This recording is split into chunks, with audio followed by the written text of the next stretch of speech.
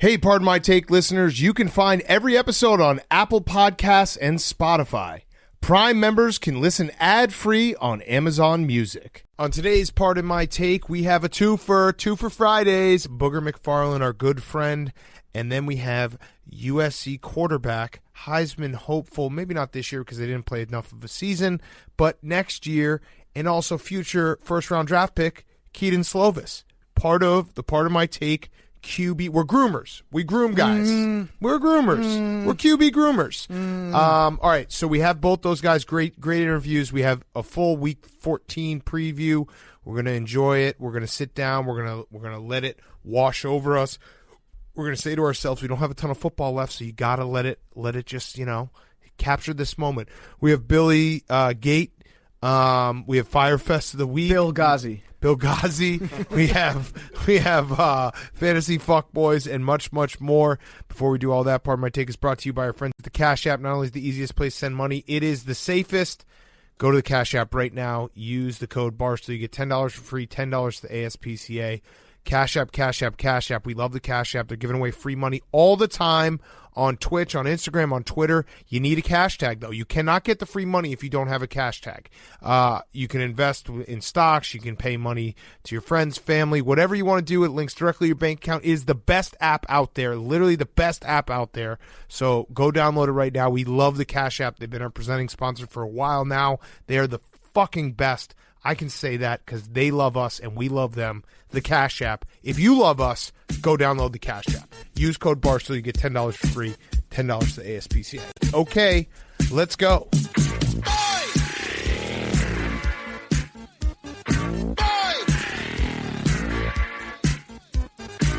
Now in the street there is violence and a lot of work to be done. No place to hang out or washing, and then I can't blame all on the sun. Oh no, we're gonna rock down to Electric Avenue, and then we'll take it higher. Oh, we're gonna rock down to Electric Avenue. My Take, presented by Barstool Sports. Welcome to Pardon My Take, presented by the Cash App. Go download it right now. Use code Barstool. You get $10 for free, $10 to the ASPCA. Today is Friday, December 11th, and the Patriots, Hank, Are dead. Oh. Moment of silence for the Patriots dynasty. Stairway to 7. Not meant to be this year. What was the joke that the person tweeted to you? I got a bunch of jokes. A lot of comedians on Twitter. Oh, he's going to spit out. What did you have in your mouth? A breath mint. Stairway to 7th. Who are you trying to impress in this room? Stairway to 7th pick. Oh. Someone sent me like a live look at the stairway, and it was just a stair that looked like it got bombed, that you couldn't even walk upstairs. Oh.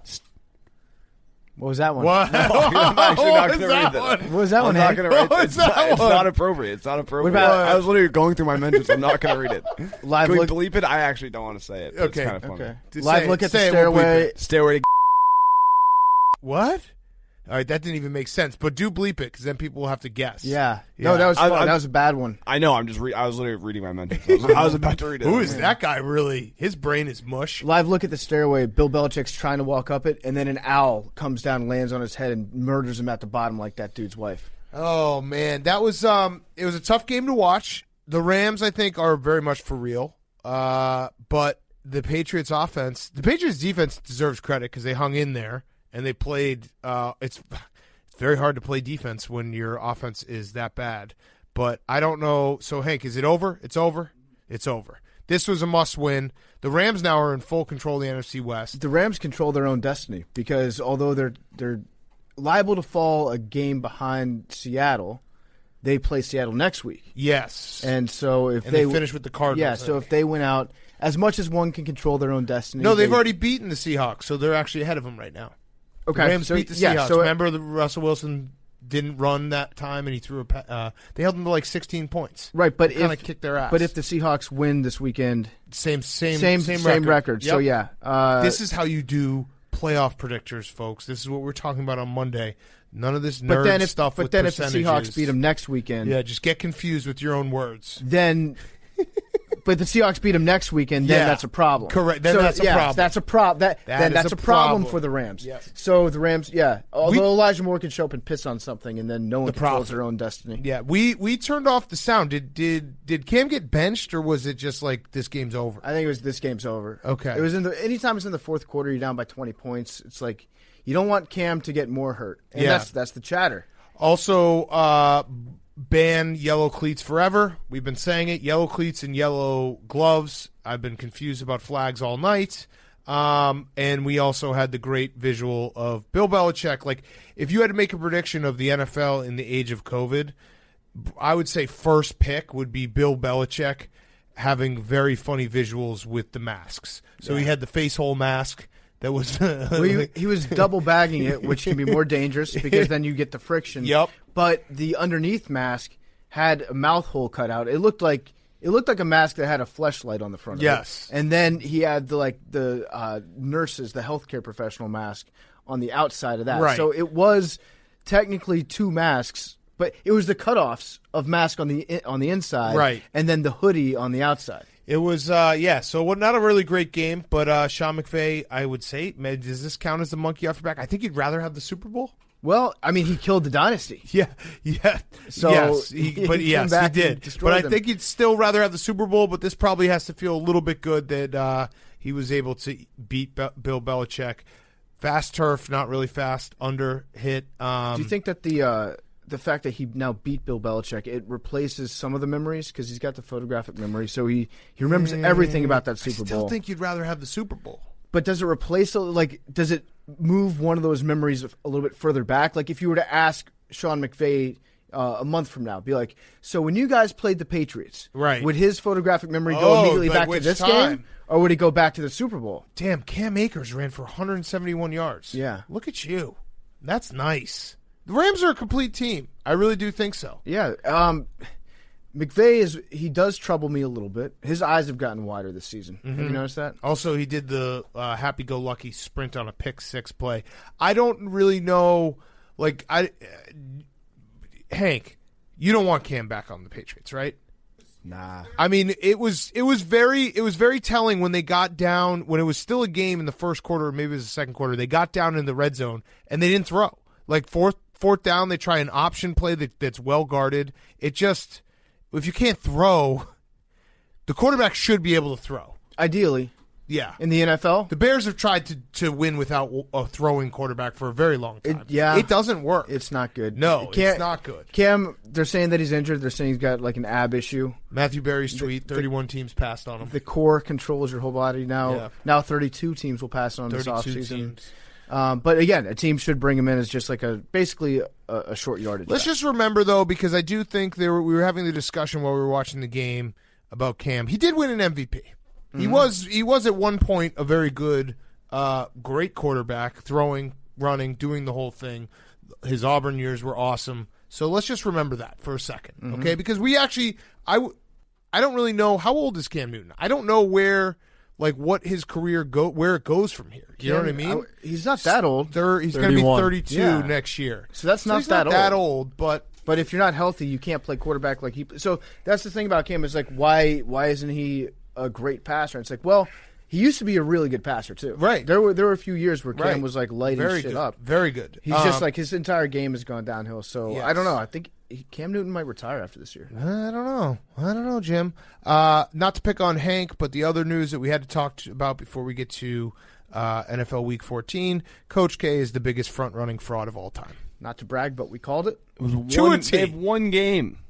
Hank, they lost to Michigan State. Reaction. They got killed by Illinois, and then Coach K said we got to reassess and start really thinking about this COVID thing, and we're canceling the rest of the non-ACC season. Which is one game. Which makes it even more ridiculous because it's probably a home game. No, I would imagine they weren't Gardner-Webb. Yeah, I imagine they weren't going to Gardner-Webb, Hank. Who almost upset Virginia. Yeah. Yeah, okay, there you go. In the tournament This is Coach K's way of basically saying I'm putting the kids first. Number one, I'm canceling Gardner-Webb. You know what he said? Hats off to Coach K. He said, we're going to give our student-athletes the opportunity to go home for Christmas. Wow. But then he followed up with, now obviously they're not going to be home on Christmas because we'll need them back on campus before Christmas Day. But I want to give them the opportunity to be with their families slightly before Christmas for the holidays. Yeah. So Coach K, I mean, there was no easier call to make ever. You knew that this moment was coming. You knew it was coming, when Hank. he was He's like, a there are front bigger runner. things, there are more He's a important front things for runner. me to be doing right now. You just got to look at everything. Have you guys ever stopped and looked in the mirror on like a Saturday or Sunday, like taking a long walk and just wondered to yourself, is there anything bigger than sports? Yeah, there's not. Yeah, I've tried. There are, and Coach K knows what? that, and he cares. Family, safety. I said, health. I honestly think that if we could just like get a room that we're like, we had someone dress up in a mascot uniform as COVID, and we're just like, Coach K, go and scold this kid for taking a 3 in a blowout. That would itself just let Coach K get some steam off. That's really it. He can't coach COVID. He can't tell COVID how to win with class. Yeah. So he's stuck. Do you think he's going to do anything with the players on the team, like take away the D's on their uniform? Yeah. Remember that? That was an all-time Coach K moment. He literally makes them play naked. He's going to teach them life lessons, more importantly than anything else. Man, all right, yeah, but that was. I mean, come on, Hank. Just do a little truth serum for a second. It was bad timing. Optically, given his history and his past, and the way this season has gone. Bad optics. Optics were bad. The optics were bad. Optics were bad. It was a bad visual. Yes, bad visual. No disrespect to families, but that's how he should have started that whole press conference. Like, Yeah. You know what, Coach K? What about all the families that get tremendous joy around the holidays watching you beat the shit out of Gardner-Webb at home? You think about those families? Yes. I would have bet that game. I would have bet on Gardner-Webb, but I still was robbed. Why don't you think about those people, Coach K? Yeah. All right, let's get to our week 14 preview. We're going to go through every game. Little fun fact before, I know it's Yeah. been a tough beginning for me. First time the Patriots won't have a 10-win season since 2002. So, Damn. That's crazy. tough. Yeah. That actually is crazy. I That's was in first grade. That's the reverse Browns. yeah. So it's it's sad, but it's also like when you look at that, That's insane. that's insane. That is Damn, insane. so 18 years. That's insane. Yeah, I was 18 years. in second grade. you know how third old you grade? are? I don't even know. How old are you, Hank? 27. Oh, my God. All right, let's get to our weekend preview. Wait, we're the holy shit. What? Yeah. When's your birthday? I thought you were older than me. Yeah, no, I was born in January. You're in September, right? When's your birthday, Hank? June. June, yeah. 27-year-olds So I'm like hanging 4 out. months older. Just Just chilling. All right, One thing though, Yeah. before we get into the week, the entire week preview, Hank sent a very funny text before the game started, and it was just a picture of Gunnar. How do you say his last name? Gunnar Olszewski? Yep. yeah. It was just a picture of him walking into the stadium wearing a wife beater, and I was trying to figure out why he sent that to us, and you were just like, he looks like he'd be like one of your guys. It's No right time. up your alley, PFT. You like weird fucking guys with weird It is pictures? true. You I do. do like You weird like guys. you like white guys on the Patriots more than Bill Belichick. No. does. You know what? He looks like Kid Rock. Yeah, That's what it is. He looks like Kid Rock. He looks like the Kid- long hair, the wife beater. He looks like Kid Rock. he looks That's like what Hank was getting. Kid Rock and Dave Grohl mixed together. The Olszewski. ultimate rock star. Olszewski. Do you think any kid named Gunnar ever got a fair shake from their teacher? I don't think no. so. I think No. like day one, you get a kid named Gunnar in your class, you're like front row at the right next to my desk. Yeah, and maybe with an A, but an E is a little different. Yeah. Was there a Gunner in Mighty Ducks? Yeah, Oh, Gunther. that's back, by the Gunnar. way. What? It's a foreshadowing to. Put the fucking mint out of your mouth. Get the mint out of Oh, your yeah, I mouth. thought we were moving on. They're coming out with a TV show. Emilio Estevez and the mom. Oh, it's the girl from Gilmore Girls. Okay. Yes, we're familiar with the Gilmore. Lorelai. The mom or Oh. daughter? Lorelai. Not Rory. Not Rory. Not Rory. Okay. Emilio. Remember So that? Mighty Ducks is back, I guess. All right. Okay. In Isn't for one it. of them Quack. dead? That's gonna be what it's called. No. What's his name? Like, Oh. So I'm just trying to was start the really chant. bad. I think he was addicted to stuff. Goldberg. The Yeah. goalie. Okay, but he's Yeah. back. Maybe. Okay. I don't Yeah. think he's no. No, I don't think he's back. All right, let's get to the weekend preview. Before we do that, a quick word from our friends Elijah Craig. I'm going to be watching football this weekend, and when I'm watching football, you know what I'm drinking? I'm drinking Elijah Craig. I mixed some Elijah Craig barrel proof stuff with eggnog last week. That's That's what I kind of like about eggnog. You can mix it with rum, you can mix it with bourbon, but the best way to do it is by mixing it with Elijah Craig straight bourbon whiskey. Discover the greatness within. Makes you nice and warm having some holiday eggnog. If you're not a fan of the nog, You can sip it on the rocks. You can sip it neat. You can make a Manhattan out of it. Just limitless. Elijah Craig is Mr. Unlimited. He's the original Mr. Unlimited, and he made Elijah Craig barrel-proof bourbon for people like you and me. It's taken uncut and straight from the barrel. It preserves all the natural flavors of the aging process. Plus, it's pretty strong. It's depending on which batch you get, because they're all a little bit different. It can be 136 proof, 127 proof, 132 proof. The bottom line, it's strong and it tastes great. It's got notes of rich vanilla, caramel, butterscotch, and spices of black pepper and cinnamon. That sounds delicious to me. I want a glass of Elijah. Big Cat, I can see you nodding over there. Yes. Are you daydreaming about Elijah Craig? Delicious. You're a old-fashioned guy. Yeah, and also just drink it on the rocks. Yeah. But I do like an old-fashioned as well. One time I went to a whiskey tasting, and they told me that you should put like a couple drops of water into your whiskey. And I was like, nah, I don't like the sound of that. But then he described it to me and he said, no, you do that the same way like you walk outside and it's been raining outside. The grass smells better because it brings all the flavors and smells out of the ground. Same thing, you put a little bit of water, just a splash into your whiskey. You get that good aroma going. Tastes delicious. I love Elijah Craig. I will be watching college football while enjoying a nice glass of it this weekend. I'll be watching maybe some NFL. I don't know. Maybe you know what? I'm going to save that for Monday night. I'm going to have some Monday night Elijah Craig straight bourbon whiskey, some barrel proof. They're sending some more to the office. I can't wait for that. I love Elijah Craig. You guys will love it too. There's greatness within. Go to ElijahCraig.com. Find a bottle near you today. No matter what batch your bottle's from, you're in for a great pour. Part of my take is brought to you by Elijah Craig Kentucky Straight Bourbon Whiskey, Bardstown, Kentucky, 47% alcohol by volume. Elijah Craig reminds you to think wisely and drink wisely. All right. Week 14. I'm going to have to do it, boys. I'm going to have to do it. Everyone needs to take a second. Take a mental snapshot, take a deep breath, realize that we're in the home stretch, okay? We have played more football than we have football left. Big Cat, get your fours up. Get your fours up as fans. All right, it's right now. nut crunching time. This it's is how we do winning it. time. This is the moment. I preach it all the time. At the end of the season, just take a second for yourself. Take it right now. Close your eyes, unless you're driving. If you're driving, maybe even still close your eyes. Take a deep breath in. Breathe it out through your mouth, in through your nose, out through your mouth, in through your nose, out through your mouth. One more. Remember this moment. This is week 14. We only have a few weeks left, and then we have playoffs, and then it is just a countdown to less and less football games. Remember this moment. Cherish it. Make sure that you are on the couch all Sunday. Make sure you are watching every football game there is, because come February, there is no football, and you will have none to watch. Okay. Week 14. I'm very excited for this week. This is a huge, huge week for playoffs. It's some good games, some big spread games, a great Sunday night game, pretty much everything you want in a football schedule. Let's go through it. We will start with a game I think we're all very interested in. Chiefs-Dolphins. Are the Dolphins for real? No. No, they're not. I don't think Not that to the Chiefs. I don't think that they can do what they did to the 49ers to the Chiefs. Correct. So the Dolphins, they're part of the Cant Lose Parlay, which is going to have extra boosted odds because we keep losing it. So they're going to help. They're going to kick it in this week. Penn is Miami. All they do is blitz.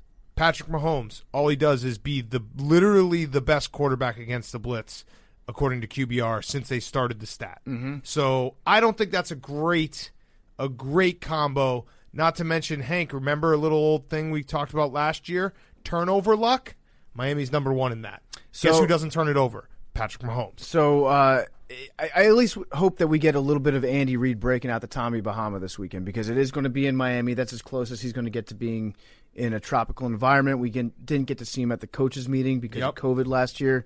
Wear the Gia Bear shirt on the sideline. They should make like a Hawaiian shirt for coaches in team colors to wear, well, just specifically for Andy Reid, actually. But I think that Kansas City is going to dominate. But if you're Miami, like, it comes down to the age-old question, like, how do you stop Patrick Mahomes? You make him drift, right? You flush him out of the pocket. Well, they're going to blitz him. They're going to blitz him, but that's not going to win. But then they blitz him, and then he picks you apart. Correct. On the backside. Correct. So, he is literally the best quarterback, according to QBR, since they started the stat against the blitz. I'm actually more interested to see how Tua does in a big game. I do not think the Dolphins will win, but Tua, can he play like a little bit toe for toe? Can he hang in a game like this? That will be a big test for Miami. Also, we're going to get some nice flashbacks to the Super Bowl because that's where this was played. So last time they were here, we anointed our new king. Also, a lot of fun little cut-ins like that. I do like this uniform matchup, too. I feel like even though the Dolphins' uniforms are candy ass, as we've said many times on the show, the candy assness goes away a little bit when Tua is wearing it. Yes. When Tua is wearing it, it looks like natural. It looks cool. I agree. When Fitzpatrick is leading the team, it does look like it's kind of like a pastel cartoon-type color palette. It's also not candy ass at home. It's not candy ass at home. On the road, it is candy ass, especially in December. When they play cold and it's the Dolphins jersey, it is the definition of candy ass. All right. We're all in agreement there. Cowboys, Bengals. Hank, chime in if you have any money lines you love because there are some big spreads. Andy Dalton revenge game. Andy Dalton revenge This is going to be huge. And he's going to have a chip on his shoulder going back. I think I'm back on the Cowboys. This game stinks. The Cowboys are probably going to win this game, but holy shit, does this game stink? Have we been underestimating Brandon Allen? No, I think we haven't. But maybe overestimating. But you have to ask that question. Yes, maybe overestimating him. All right. So, who cares? Texans, Bears. Guess what is the easiest? I swear to God, PFT, if for some reason we just lost our jobs tomorrow, we could start a new media company and just every single day write a different article about how the Bears passed on Watson and Mahomes to draft Mitch Trubisky because it is instant retweets, it's instant clicks, it is instant, oh my God, can you believe this? This week it was Watson saying, I can't believe the Bears didn't talk to me. I'm over it, whatever. I'm not over it. I will never get over it. It's one of those things you'll never get over, but I'm over it, totally. You know who else the Bears passed on? Who? Bill O'Brien. Yeah, true. Suck it. Do you know what someone actually tweeted me? The only team to not pass on DK Metcalf. The Chicago Bears. Okay. That's pretty good. They didn't have a draft pick. But yeah, so this will just be storylines galore. We'll get the... It's never going to go away. I mean, if it's going to haunt me for the rest of my life. I will be on Cat, my deathbed being like, holy shit, Patrick Mahomes and Deshaun Watson. If it wasn't for that, then this would be a who cares game too. Oh, I think it still is a who cares game. I am so happy. The only thing that's good about the rest of this Bears season for me is that they've stashed every single game away on Sunday at noon/1 o'clock. That's it. You can just stash it away and pretend it didn't happen. J.J. Watt is going to make a couple big plays, and he might let you personally know about it after this game. By the way, talk about a perfectly balanced, perfect slate, Hank. We have 1, 2, 3, 4, 5, 6, 7 games in the daytime, and then 6 in the 4 o'clock window, and then a Sunday night. That's pretty good. And I think it's 2 at 4 and 4 at 4:30. Right, I like we that. have no more buys, so we get the full slate. But it is great. It's going to be chaos at all times. Wait, I know how you feel about the afternoon being, the day being bottom heavy. Is 6 games too much for you for the afternoon? Because that's the vibe I was getting from both of you guys last time. Well, yes, I'm of the mindset where I'm okay with 6 games. I would prefer 8 and 5, but I could double take witching hour. I could take 6 in the afternoon as long as there isn't 5 to start. That was the biggest gripe is you need the witching hour, that chaos. Remember last week when it was just chaos everywhere and it wasn't even good games. It was just chaos. Right. You need that 7 games to get the full chaos. Here's what I need in the afternoon slate. I want 2 premier games that I can be watching the entire time, and the rest is icing on the cake a little bit. We don't so have we don't really have that. No, we don't. Well, you have your Washington football team. San Francisco. And I Saints think and most of the Eagles. country would agree that that's probably not a premier game, and that's fine. Jalen Hurts. The NFC Beast is a acquired taste. All right, let's get there. We'll get there. All right, so Cardinals-Giants is the next game on the list.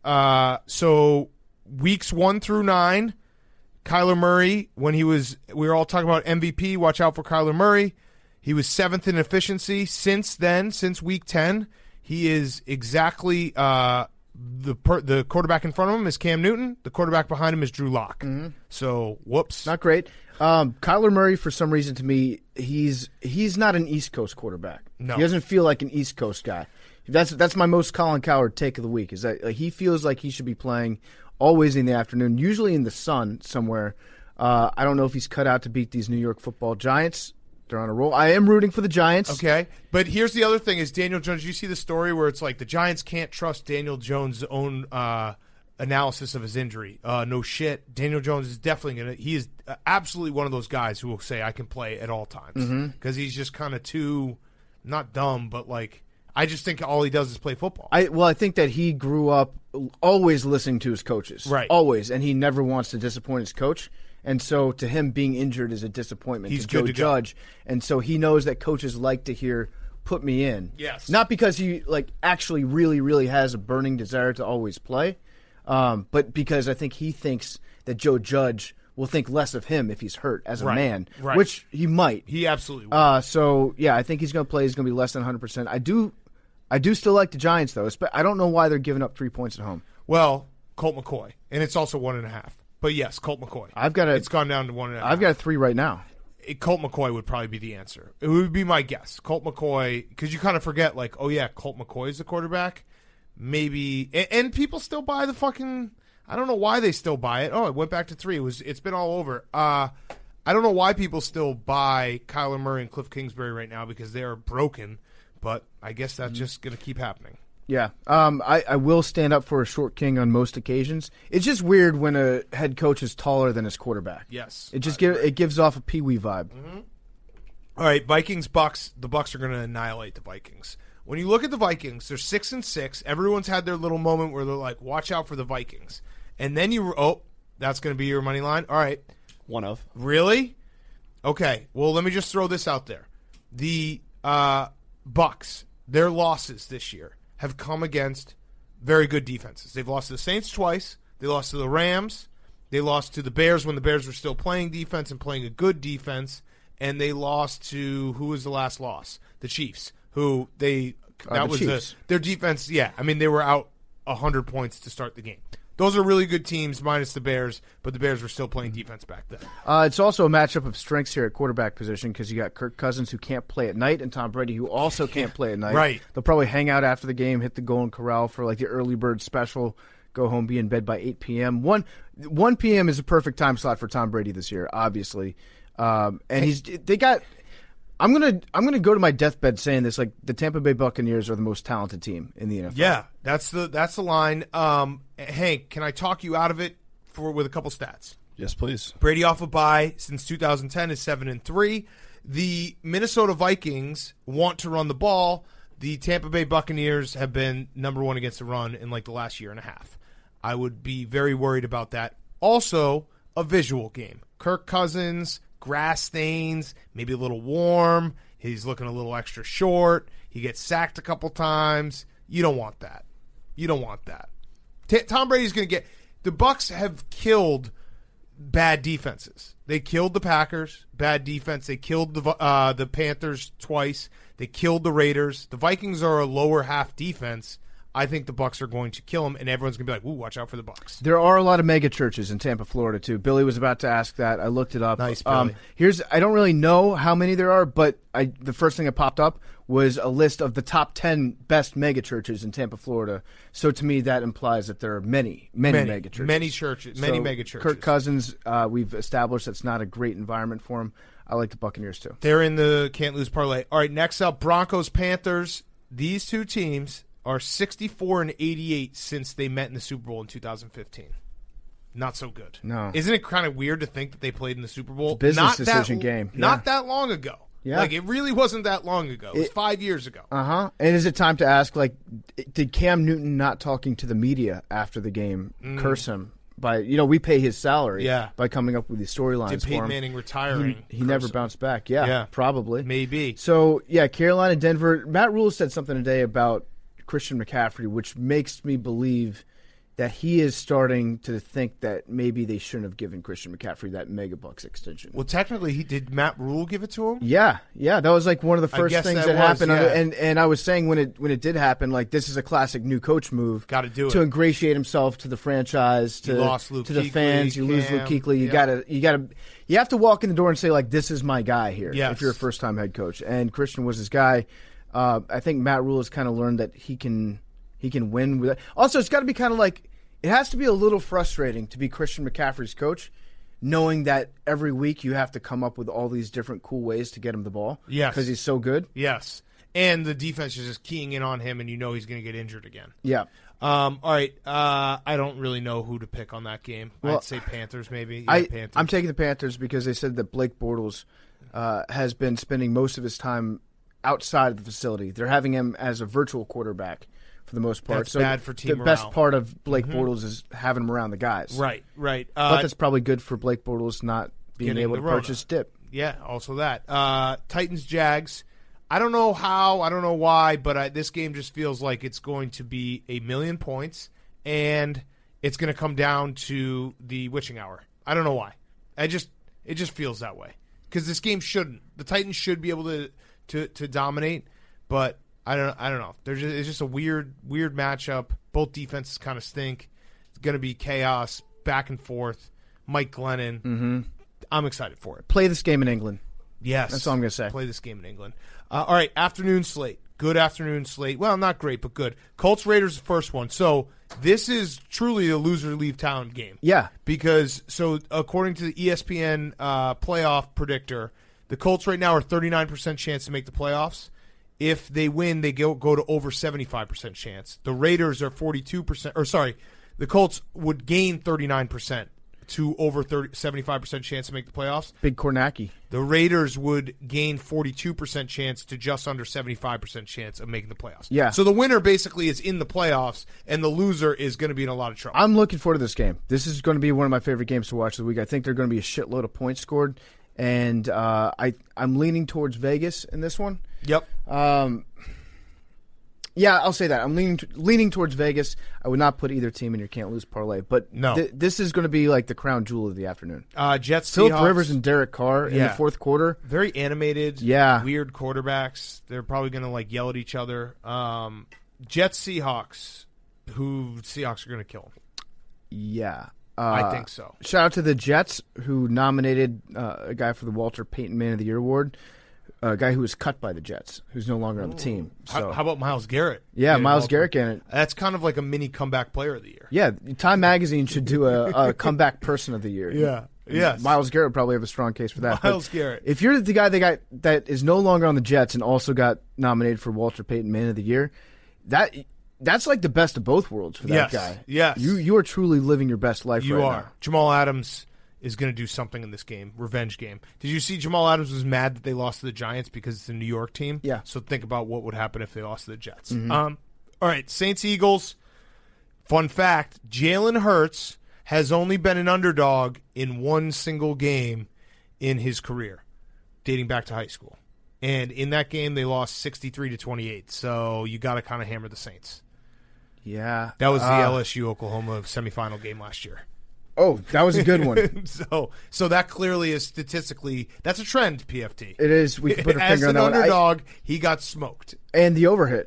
Yeah, so there's another trend. The under is 43 right now, so I'll take the over on that one easily. Fuck, I want to take the Eagles in this game just because I always stupidly bet on quarterbacks making their very first starts. I love betting on quarterbacks and head coaches that nobody's ever seen before. Because in my dumb brain, it's like, well, there's not that much tape out there on Jalen Hurts. But in reality, there's a shitload of tape of Jalen Hurts. Correct. But NFL guys, they don't pay attention to the college game. Like, they started running the read option 3 years ago. Right. And people were like, holy shit, what is this sorcery? Yes. So my stupid part of my brain is telling me to bet on the Eagles. And I don't have a smart part of my brain, but if I did, it would be saying bet on the Saints. The Saints are in the Can't Lose Parlay. Next up, Packers-Lions. Aaron Rodgers, 16-5 all-time against the Lions. I don't know. Without Kenny Golladay, I think he's not going to go again. I just don't think. I think there's going to be the only way the Packers lose this game is if they're like sleepwalking. But you got to remember too, the Chiefs play the Saints next week, and the Packers can still get the 1 seed. Mm-hmm. And that 1 seed is everything this year. I love the new playoff format. I hope they keep it because it does feel like there's not going to be as many letdown spots for the top teams, knowing that the Chiefs can't lose to the Dolphins, the Packers can't lose to the Lions. Like, it just feels like teams are going to be a little bit more game at the end of the season. Can an interim head coach get fired? Has that ever happened? Well, he's 1-0. Yeah, but the way I would do it if I were the Detroit Lions, I would say the job is yours until you lose, and then next man up. Ride the hot hand. Yeah, exactly. Ride the hot hand until it's not hot anymore. So, I like Green Bay obviously, but I think I like the Lions in this game. Okay, the Packers are in the Can't Lose Parlay. Would be a shame. Falcons and Chargers. These teams deserve each other. They deserve each other. I'm not going to tune in until the fourth quarter because shit's going to get wild. They deserve each other. They are so similar in their ineptitude. Although the Falcons are a little bit more like professional looking with Raheem Morris, I feel like. They don't make as many Falcon-y mistakes.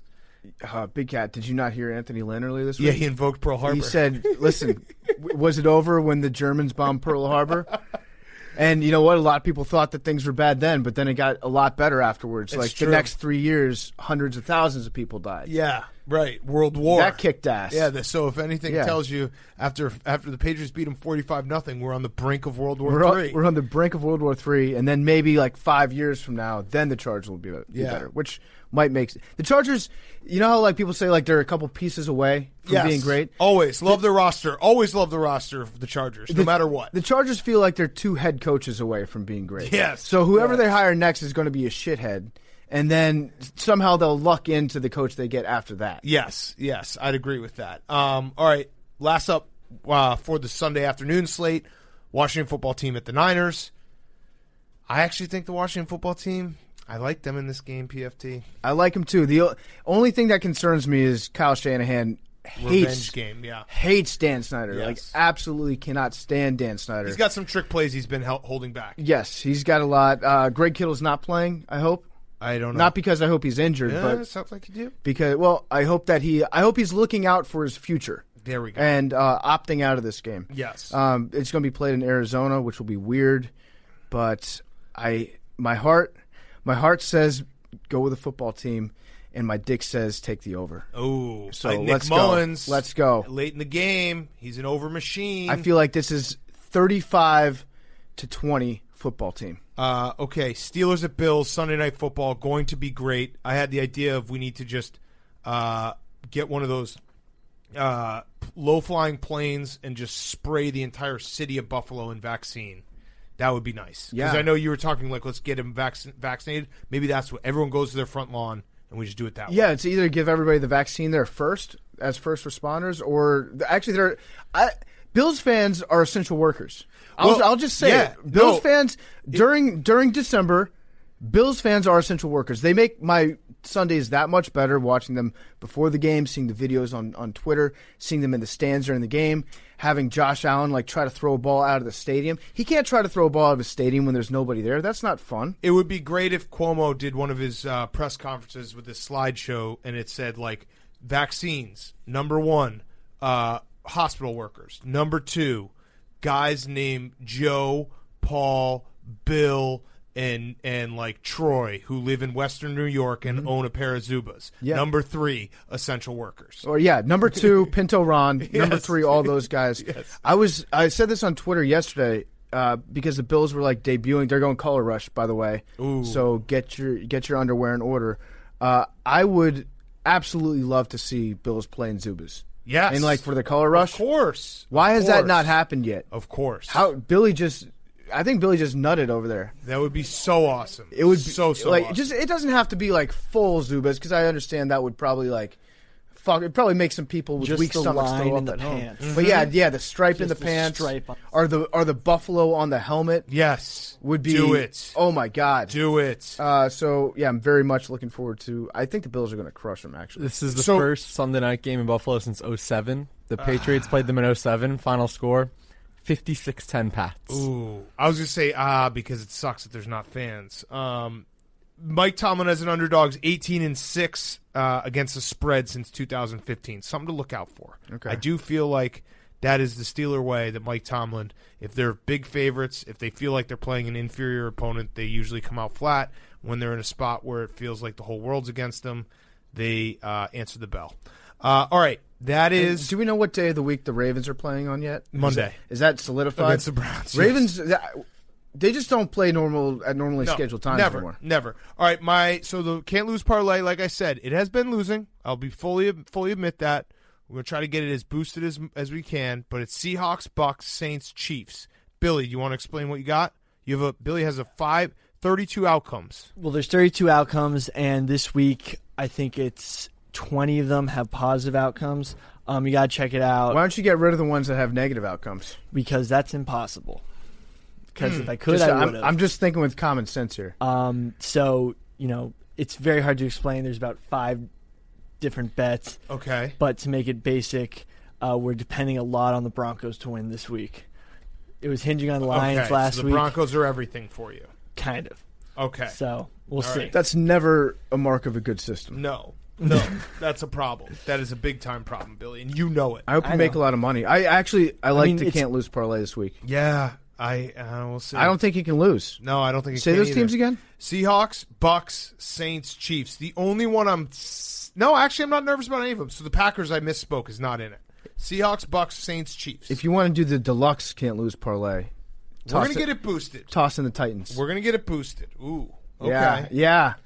That's the deluxe version. That's not on the app. We're gonna get it boosted, so you don't even need to do the deluxe. We're gonna get it boosted. I've got a couple things coming on the Barstool Sportsbook app. We're doing the Jameis Winston hat trick bet again, where over 1.5 quarterbacks to throw for a touchdown, an interception, and a fumble lost. That hit easily last week with all the weird quarterbacks we have. And then I've also got the bird alert. You can bet on how many bird teams are going to win this week, and we're also, I think we're doing an NFC Beast bet too. Nice. How many NFC East teams are going to win? I think that's set at 1.5. So check it out on the Barstool Sportsbook app. 1-800-GAMBLER. If you got a problem, what are you going to say, Billy? You can find the whole spreadsheet with all the bets at pardonmytake.net. What the fuck? That's not did true, you do? Billy. You built a whole new website. Yeah. You haven't been doing anything of your job. None of your job. I'm a big domain owner of our IP. I have a lot some of real questions estate? about this. Yeah, I have too. a lot of real estate in our IP. Do you? So, did you maybe see that Bryce Hall had the same idea as you a couple months ago? Who? Okay, good answer. Wait. Why? Why did you? You made a Billy, you just made a website about him today. To make a website for what? No, he didn't have an idea to make a website. You know exactly where this is. Billy trying to lie and trying to clumsily redirect the conversation. Okay. What? Bryce Hall had the idea of let's make a website where people can fight each other to see who can fight me. Really? I'm pretty sure. I have no idea. I have no idea and about then that. what's up with why you want to fight Sir Yacht? Well, Sir Yacht, no, not Sir Yacht. We're Brawl Paul was brawlhall.com was .net. But who's Bryce Hall? I thought Bryce Hall's a TikToker who pissed off her boss. You do know him. So who is Sir Yacht? Did you happen to see that Sir Yacht's been challenging Jake Paul to a fight for 4 months? Yeah. And I was kind of like, fuck this Interesting. dude. Maybe Because I might fight Sir Yacht. But he was the one who started tweeting at Jake Paul. Fight list is He's just Jake avoiding Paul, my questions now. He's just Yeah, totally because avoiding. you got it exactly right. Yeah, Sir I have Yacht's it all number 3. exactly right. It's pretty funny to think that Billy, how Billy would like to sell the fight against Sir Yacht. It's like, I want to fight this guy because he wants to fight the same guy I want to fight. Yeah, Billy is like our he's our kid that he thinks that we don't have the ability to check the history on the internet. Yeah, he thinks we so have. he looks at porn and then he's like, I deleted it all. I'm good. And then we go log on the computer and we're like, what, Billy? Billy thinks that we have a different internet than he has. Right. He thinks that we don't have the same Twitter.com. You know what it is? Billy is ageist. I'm Billy not thinks ageist. we're so old we don't know who these well, people you've are. never been Billy. on TikTok. Yeah, so you think... So you had no but idea who you Trace don't- McSorley was before. 27 Yeah, you're told right. you. I never watched a Penn State game. Yeah, but you didn't know he was such What? a big deal until I what told the you. fuck are you talking about? Big Cat, you didn't You know didn't that. know how swaggy he was. Dude, Trace McSorley ripped my heart out in Indianapolis 4 years ago when you were know, still in your but- diapers. I wasn't. Okay, you were. Yeah. You did wore my math. diapers your first year as an intern here. No, Should I? All right, cut that. I had a cut problem. that. My bad. Man. I forgot to Dude, say that. Bowel. All right, let's do fantasy fuckboys and let's get to Booger.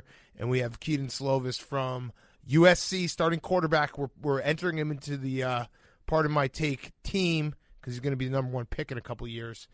Let's do QB fantasy room? fuckboys. Yeah, QB room. All right, ready? Go. Yeah, dude. What's up, boys? What up? How you Let's doing? get fucking Italian. We got some selling salts. Give me a selling salt. Get the fucking salts out. Hold on. Here we go. Here we go. Double fisting. Boom. Boom. Oh yeah. Snort it! Oh boy. Christopher. It's Jonos Malignananos. Yeah, Yeah, Miggy. Giannos Malignano. Which My Miggy? stardom this week is Ryan Tannehill. Yeah. Last time I told you to Yeah? start him, it was against the Jags. What'd he do? Threw 4 touchdowns. Who's he playing this week? The Jags. He's going to go off again. If you got him for the playoffs, put him on your team. He's a Do great it. quarterback in Do Florida. it. That's for Do sure. it. Do it. And my sleeper Put your ass into it. is Billy. He got caught for plagiarism. He might be got on the hot seat big time. I also didn't write down a I sit-em. didn't plagiarize. I don't know where it went. I didn't Bryce Hall, plagiarize. who? All right. Wait, my sleeper is Nerds. Yeah, Fuck 'em. Disney Plus came out with like 500 new fucking Star Wars shows today. Every character that's ever existed is getting a show. Nerds are gonna be sleeping good knowing that. Wet dreams for the nerds. It should all be Baby Yoda. All Baby Yoda all the time. Baby Yoda channel. Check it out. What's up, fuckheads? This is Nunzio Campanelli. You've done this like 10 times. Yeah, I'm Nunzio. I'm Nunzio, you motherfucker. I'm starting Taylor Swift. Taylor, Oh, yeah. I'm gonna let you finish. Oh shit, I didn't know you had another album. She drops an album at midnight, Taylor Swift. Love listening to her write songs about how she thinks that 17-year-olds feel.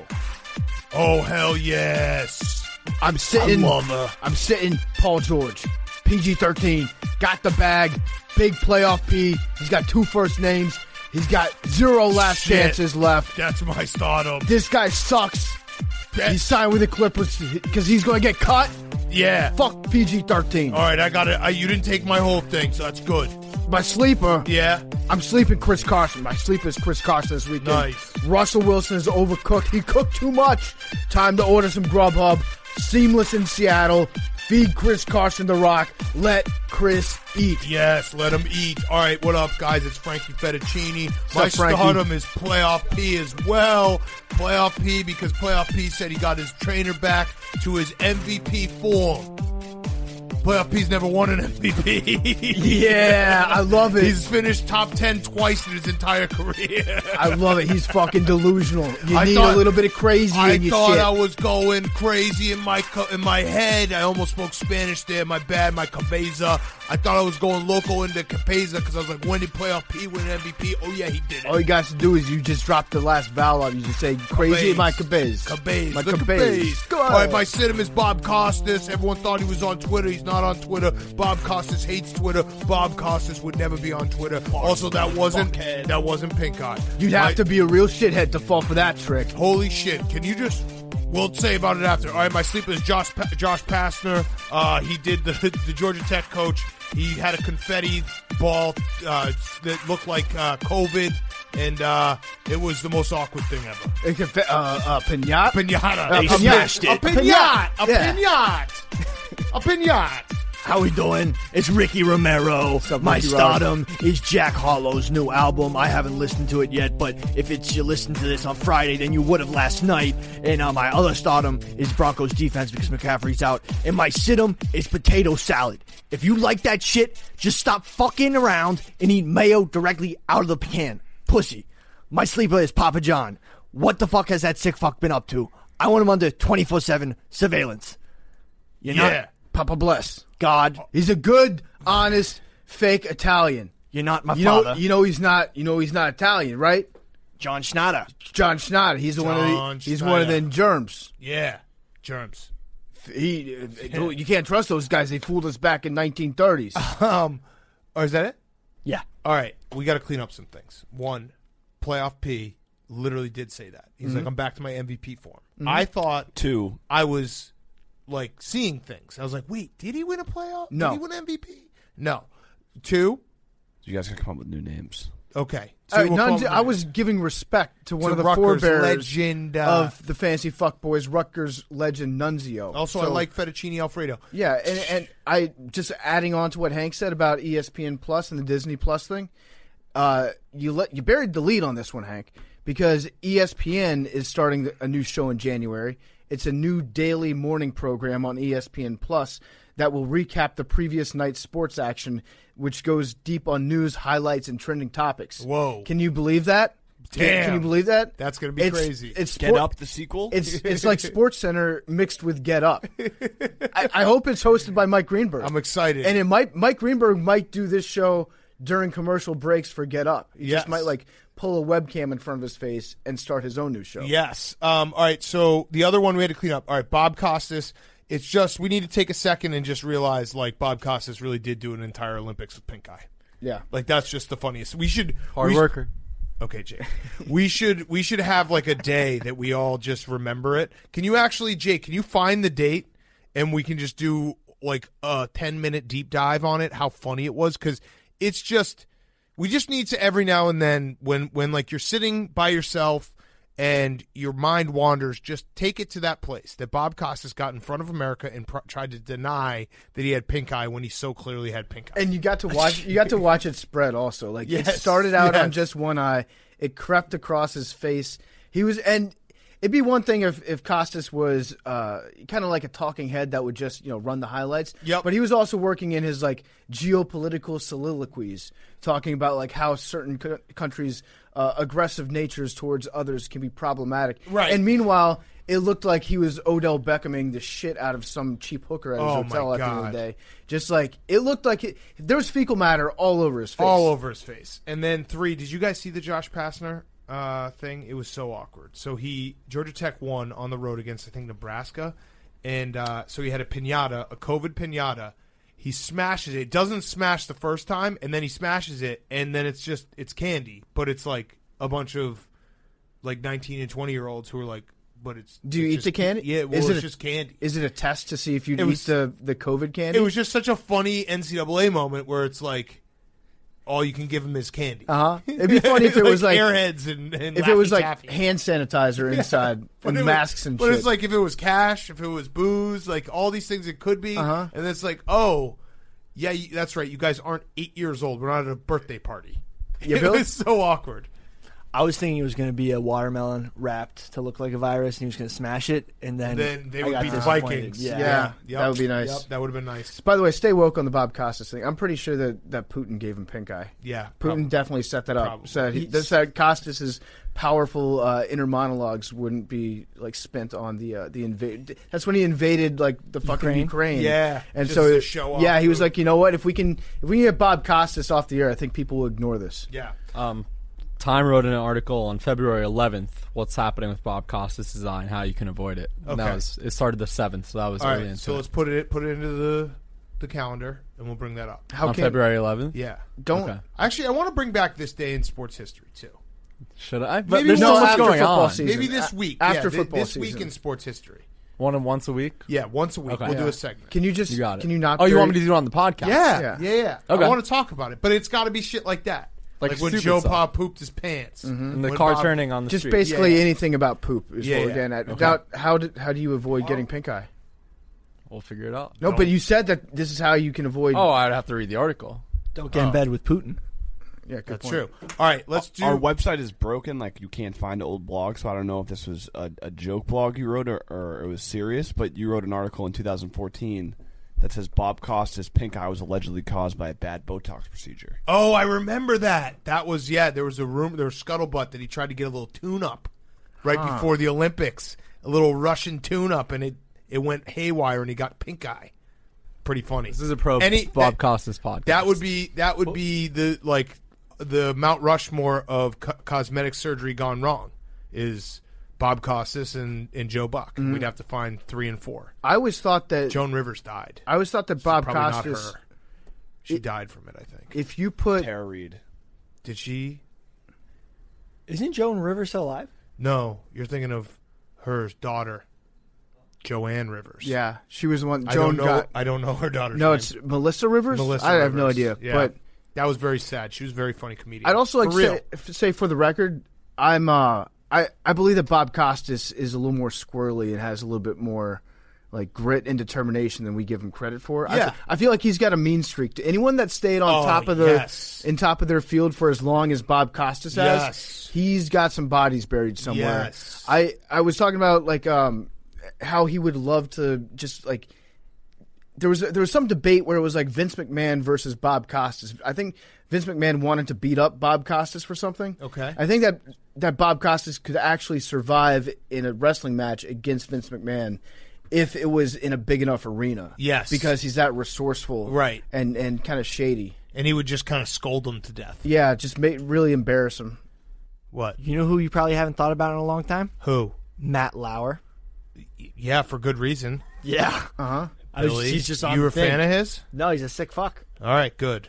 Good job, Billy. You didn't get canceled there. No, you were close. No, but like Bob Costas getting no, interviewed it's by true. Matt Lauer. We have not thought about Matt Lauer for a very long time. What the fuck? Again, that's probably a good thing that we don't think about. Can you imagine if Billy had a Matt Lauer lock in his office and he just locked people in and made them listen to him talk about his spreadsheets? Yeah, made him listen to talking about or just said, "Hey, give me all your ideas so I can plagiarize them later." Who would plagiarize? Oh, Billy, that's how you should get money from bankers to invest, is just lock them in a room with you and be like, I'll let you out and I'll stop explaining this if you just give me my money. Yes. Actually, we really shouldn't joke about plagiarism. Yeah, you're It's right. a very serious topic. Anybody listening, plagiarism is serious and can get you in a lot of trouble. Or it can get I you do a not gig condone at plagiarism. ESPN.com, and then you can write a book about Trump playing golf. No plagiarism. Do as I say, not as I do. Yes. All right, let's get to No, Booger don't. McFarland. Before we do that, Don't, Bose. so don't do what you say? Can you shut up, Billy, for a second? I gotta do this ad. Bose. Bose Sports. Leave, Billy. Leave the room. Go. Bose Go. Sport- This is an ad. And we have to do 3 ads in a row, so you might as well leave.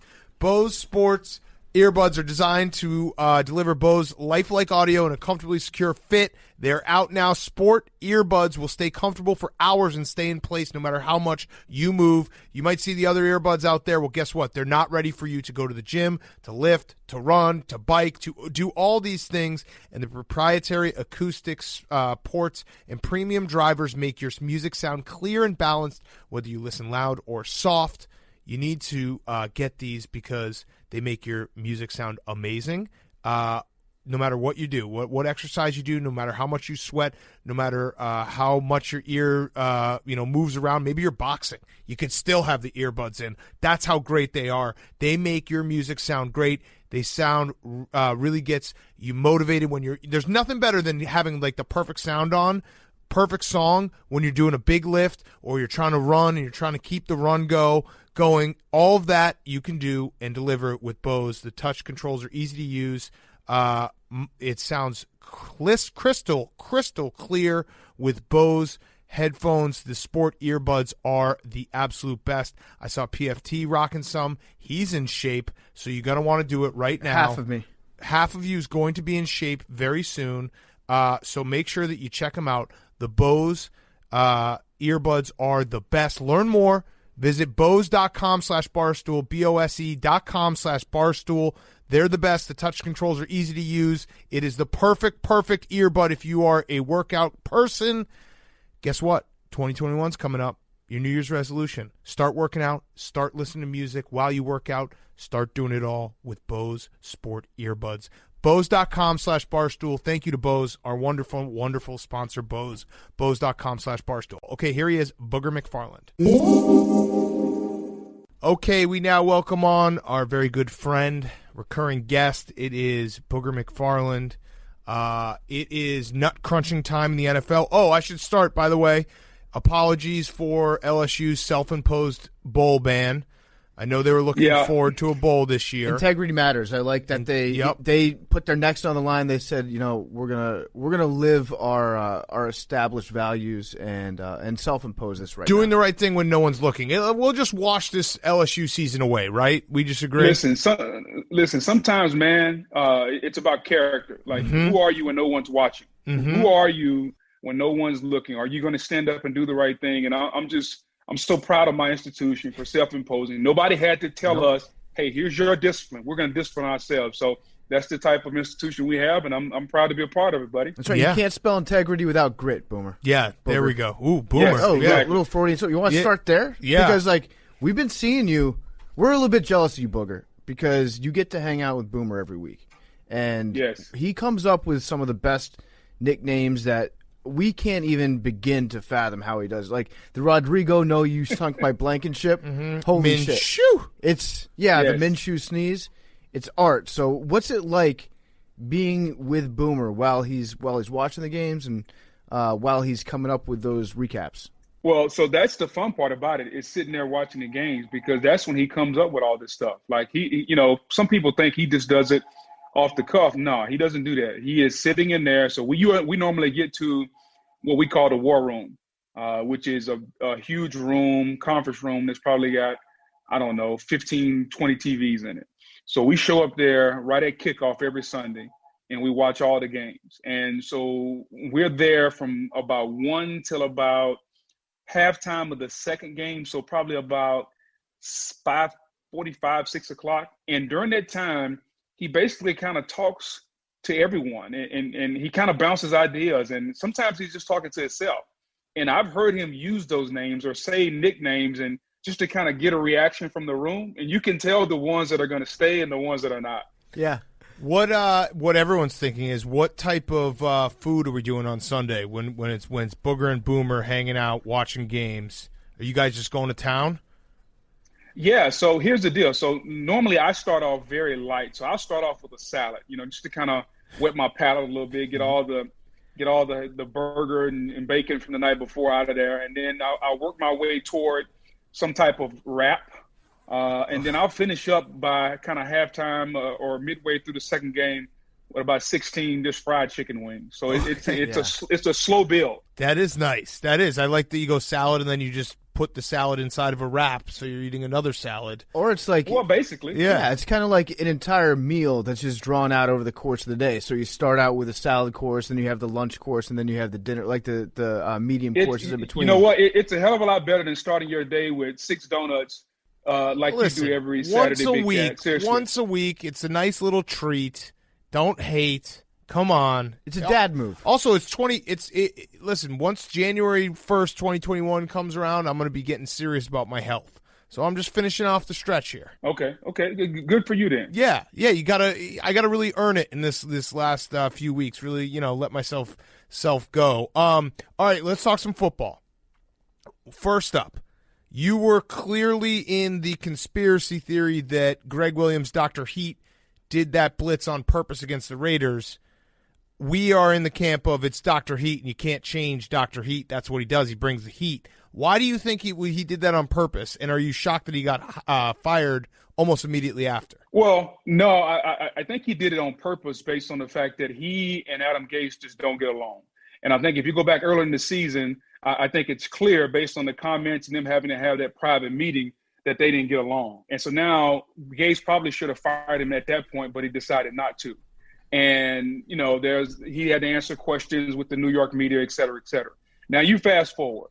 There is only one defensive call that you cannot make in that situation, and that's the one that Greg Williams called. Like, you can call anything else in your playbook, and you pretty much guarantee yourself a win. The only way you lose that game is to make the call that Greg Williams made. And I just think that Greg wanted Adam Gase to wear 0-16 on his resume. There have only been 3 coaches in the last 50 years go 0-16, and Adam Gase is trending toward being one of them. So I just think that he wanted him to wear the 0-16. Now, could I be wrong? Yeah, possibly. But I honestly think that Greg Williams just doesn't care for Adam Gase, and I think he knows at the end of the year he's going to be gone regardless. Well, all right, so counterpoint, Greg Williams now, you just mentioned three teams have gone 0-16. Greg Williams would then be part of 2 of those 3 teams, which that's something he has to wear, and correct. And Dr. Heat. He just brings the heat. He did it in the playoff game against the 49ers in 2012. We talked about that on Monday. Like, if he's going to do it in a high-stakes playoff game with a team that's Super Bowl worthy, of course he's going to do it in this game. He's Dr. Heat. Well, okay, you can bring the heat, though, and I tried to show a couple of examples on Monday Night Countdown. You can bring the heat without going cover zero. Cover zero basically means what you're doing is you're saying, I'm going to roll the dice. If she gets pregnant, she gets pregnant. That's basically what you're doing. Cover zero. They call me Dr. Heat. But if cover zero works there, Greg Williams is probably thinking in his head, they're going to like Bill Parcells me, Buddy Ryan me, and put me on the shoulders and carry me off the field here. He couldn't have been thinking that. Nobody. Listen, everybody that's working for the Jets right now should have their home on Zillow or whatever the real estate site is, because they're all getting fired up there. So there's no chance Greg Williams could have ever thought that he was going to be carried off or he's going to have a job past, January the 3rd. Oh, I think he might have. I think you're underestimating Dr. Heat a little bit. Yes. He is a guy. Like, I'm about to be the hero, He's got I mean, you read all the reports last year, Booger. He interviewed for like 6 or 7 head coaching jobs. 4 of them just said just show up. And he said, you know what, I'd rather be the defensive coordinator for the New York Jets as opposed to coaching one of those teams. So you're underestimating him a little bit. I do agree with Big Cat. It's like the old story of the frog and the scorpion, where the scorpion gets across the river on the frog's back and stings him. The frog's like, "Why'd you sting me?" He's like, "Because I run fucking cover 0 because I'm Dr. Heat, and that's what I do." So I think that's just Dr. Heat. Now, I've never heard of that one. Yeah. Booger now just got up from his office and now he's driving a car. you What walked are you across doing? your lawn, you got into a car. Where are you going? Listen, I got kids. I got to drive kids to dance and stuff like that. So it's all good, buddy. I'm still here. Okay. Okay. All right. Are you in a Tesla? What type of car you drive? No, this is not a Tesla. This is a Range Rover. Okay. Okay. This is a Range Rover, just so you know. Let me flip it around. See, that's a nice little Range Rover dashboard here. It's a 6 steering wheel. I like So, this. just so I don't run over people. Let me flip it back around the other way. Okay. Yeah, I'm still here. So come on, let's talk ball. All right, so you're picking up your family. How your son Anthony McFarland Jr. has been balling out a little bit. Well, first of all, that's not my kid. And if I had $1 for every time people ask me about that, literally, if I had $1 for every time people ask me about that, I could quit at ESPN tomorrow. Our darling Jake told us that he was your son. We're like, I think we would have known about that if that was actually Booger's kid. But he did play against my Washington football team and got smoked. I want to get your take on the NFC East. The NFC East, to me, I can sum it up really quick, man. It's amazing how people's judgment of Joe Judge was so off because everybody said Joe Judge was just a Belichick clone, and in reality, Joe Judge actually was kind of his own man, and he was doing what he needed to do for his team, and it's taken him a bit, and Saquon Barkley got hurt, but if you're looking at who in that division is playing the best, it's the Giants, and it's because of Joe Judge, and the team is starting to kind of take his personality and character, and it's because of their defense, led by Patrick Graham, has been outstanding. And if Peyton Manning clone Daniel Jones can stay healthy, man, they'll win that division. So we've been talking about Joe Judge, but I feel like the only thing that we give him credit for is like we just know that he's a hard-nosed guy, that he was doing things like making people run laps. He was an old-school football type guy. He tried to fight his offensive line coach. But from like a schematic standpoint, from a football standpoint, what is he doing better now than he was doing at the start of the season? Well, it's the classic case, and it's no different than anybody who has a job in America. I want to accentuate what I do well and minimize what I do poorly. So if Big Cat would ever take a job where he had to take his shirt off, that would be accentuate what he doesn't do well. So Joe Judge is doing the opposite of that. So he's making sure that they run the football, they play defense, they don't turn the football over. And as long as they do that, man, Patrick Graham is a very good defensive coordinator. They play a lot of man-to-man. Leonard Williams, who was with the Jets up there, now he's with the Giants. He's playing well. Dexter Lawrence, he's playing well. The cornerbacks, the guys on the back end are playing well. So they are just getting the best and maximizing their talent defensively. And offensively, they're just kind of hanging on and not making mistakes, man. And so far, over the last 4 weeks, I believe they won 4 in a row. It's working. Sounds like he might be a candidate for Coach of the Year, but you gave it to Mike Tomlin already. Yes.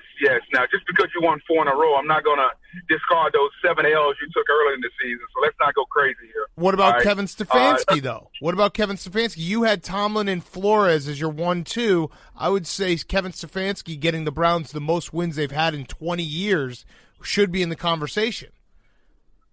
So here's where I would just push back on Stefanski. If I ask you, of those 3 teams we just talked about, Steelers, Dolphins, and Browns, in order of talent, which team is the most talented? Steelers. Most football Steelers, and then Browns, and then Dolphins. So Stefanski getting the talent to play well, like I'll give him credit, but that's a talented football team. The offensive line is as good as there is in football. I know OBJ's hurt, but Baker, a former number 1 pick in the draft, you got Jarvis Landry. So Kevin has got a lot to work with. Brian Flores, like nobody thought the Dolphins were going to be in this situation. Everybody said they were basically tanking when they took Fitzmagic out and you put Tua in, and all they've done is just continue to win. And I think the game on January the 3rd between the Dolphins and the Bills is going to decide the AFC East. So I just mousetrapped you because the Giants have clearly the least amount of talent of all those teams. They're a team that they have lost the most games in the last, I think it's 4 or 5 years in the NFL, and now Joe Judge has them on the precipice of winning the division and going to the playoffs. So you just got mousetrapped. Thank you for voting for my guy Joe Judge. Luckily, I grew up in a country where I had several mice in the house, and I know how to trap mice. And if you go back to my original statement, you cannot give somebody who lost 7 games already the coach of the year just because he won 4 in a row. That's like saying, you know what, man, I lost 30 pounds in the last 3 months, and then, but I gained 60 the previous 4 months before. So really, it's a net 30 on the gain column. So I can't give you coach of the year for that. I would disagree with that because I think most of the time guys would quit on a team when you start that bad. To get them back, I mean, we don't have to talk about it, but what about the best 1-10 team of all time? Kyle Shanahan should have won coach of the year that year. Absolutely. They win 5 in a row to end the season. That's my coach of the year. Listen. Hey, the best 1-10 team, if Kyle Shanahan was your coach of the year at 1-10, then right now Adam Gase should probably be the runaway winner for you right now. I mean, he fired Dr. Heat, so that's yes, in the last 4 days, Adam Gase is my NFL coach of the year until he plays another game. That was you can't make a better decision as a coach than to fire Dr. Heat. Genius. So wait, but you said that Brian Flores and the Dolphins, because they have so little talent and they had so little who was the coach of the Dolphins last year? Last year, 2 years ago, it was Adam Gase. Whoa, right? No, last year. Last year. So what you're saying is you're saying you can give a guy credit for getting a good season immediately after a bad one because of all the improvement, but you can't split this season into 2 seasons and say second half Joe Judge, coach of the year. Mousetrap. How's your neck? Mousetrap. Okay, great. So if we're going to invent a new award and call it the second half Mousetrap coach of the year, then I'm voting for Joe Judge. Okay, there we go. Coach of the year. All right. We'll get out of the mousetraps. Let's do NFC. So the Saints, I would say, are playing the best ball right now. The Packers are going to be the number 2 seed. They might even get the number 1 if the Saints trip up. Who's a team, though, that outside of those top 2 that you could see getting to the Super Bowl from the NFC? Because the NFC is fairly wide open in that respect. NFC's wide open. I like the couple teams you put at the top. I'm still not giving up on the Buccaneers. And the reason I say that is because I know what it's like to struggle through a part of the season and then get hot at the right time. When I was an Indy, man, we lost 4 out of our last 7 the year we won the Super Bowl. And so it's not about playing the best ball all season. It's about playing the best ball when it counts. And I think that if Brady and Arians and Leftwich can get on the same page with Gronk and AB and all the talent, I was talking to a general manager. I'm not going to name drop, but I'll just tell you I was talking to a GM in the league that just says that when you talk about the most talented teams in this league, it's Pittsburgh, it's Kansas City, it's Tampa Bay, it's New Orleans. Like, they have a ton of talent. So the fact that they're not playing up to par is disappointing, but they still got 4 games left. And if they don't just wet the bed, they're going to be in the postseason. And if they get in the postseason, man, talent always wins. I'm always going to bet on talent before I bet on a great scheme or something. I'm going to bet on Brady and Gronk and Mike Evans and that defense. I would bet on them figuring it out more than I would them not. So it's good that Jason Light actually likes the talent on his team. Thanks for confirming that. Maybe Jason Light will get a contract extension like Brandon Beane got today if he keeps acquiring more talent. Yeah. So yes, much deserved. So let's talk about the Bills real quick. Let's talk about the AFC picture because I think the Bills right now are playing as good as any team that's not the Kansas City Chiefs. Like, can you just convince us that the Buffalo Bills have a chance if they played their best game against the Kansas City Chiefs? Could they keep it within 10? Well, I don't have to think. I can go back and look at the game earlier this season when it was 26-17, and it was raining and like a little baby blizzard up there. You call Greg Williams Dr. Heat. I call Josh Allen Baby Fireball because he hadn't met a throw he didn't like yet. So as long as Baby Fireball will remember what color the Bills are wearing, they got a chance, man. I don't know if you watched the game Monday night. Like, Baby Fireball was dealing, man, and maybe played his best game of his career. And I like Sean McDermott. I like Leslie Frazier. I like what they're doing. They're a young team. But that quarterback is legit, man. And as long as he doesn't turn the ball over, I think it helps them that they've seen Kansas City. Again, they played them earlier in the season. They lost 26-17 in a rainstorm. So I think if and when they step on the field with Kansas City, they won't be in awe. Like, they're going to be like, okay, we've played them. We know what their speed is like. And now we have a better opportunity to beat them. So, yeah, it wouldn't shock me at all if Buffalo is playing Kansas City for the right to go to the Super Bowl. It would not shock me at all, because I think you look at Buffalo, Kansas City, Pittsburgh, I think Indianapolis, maybe a step down, Tennessee, maybe a step down, Baltimore, maybe a step down. But those top three teams, man, I think if on any weekend they played their best ball, either one of those three can win. I love that you still believe in baby Fireball. Even after last year, you called that playoff game, that wild card game, where it was Josh Allen doing everything that he could against the Texans, throwing Hail Marys to his fullbacks, just running around back there. And the fact that baby Fireball did not scar you for life while watching him at his worst, and now you've seen him at his best, now I'm all in. Now I believe that the Bills can do it too. I think I want the Bills more than anything in the world right now. I want the Bills to go to the Super Bowl from the AFC. Yeah. It would be so awesome. Yes. Why is that? Okay, please tell me why, other than to hear Chris Berman circle the wagons like never before. Pretty much it. Well, Josh Allen's a friend of ours. Yeah, we like Josh Allen, and we like Bills Mafia.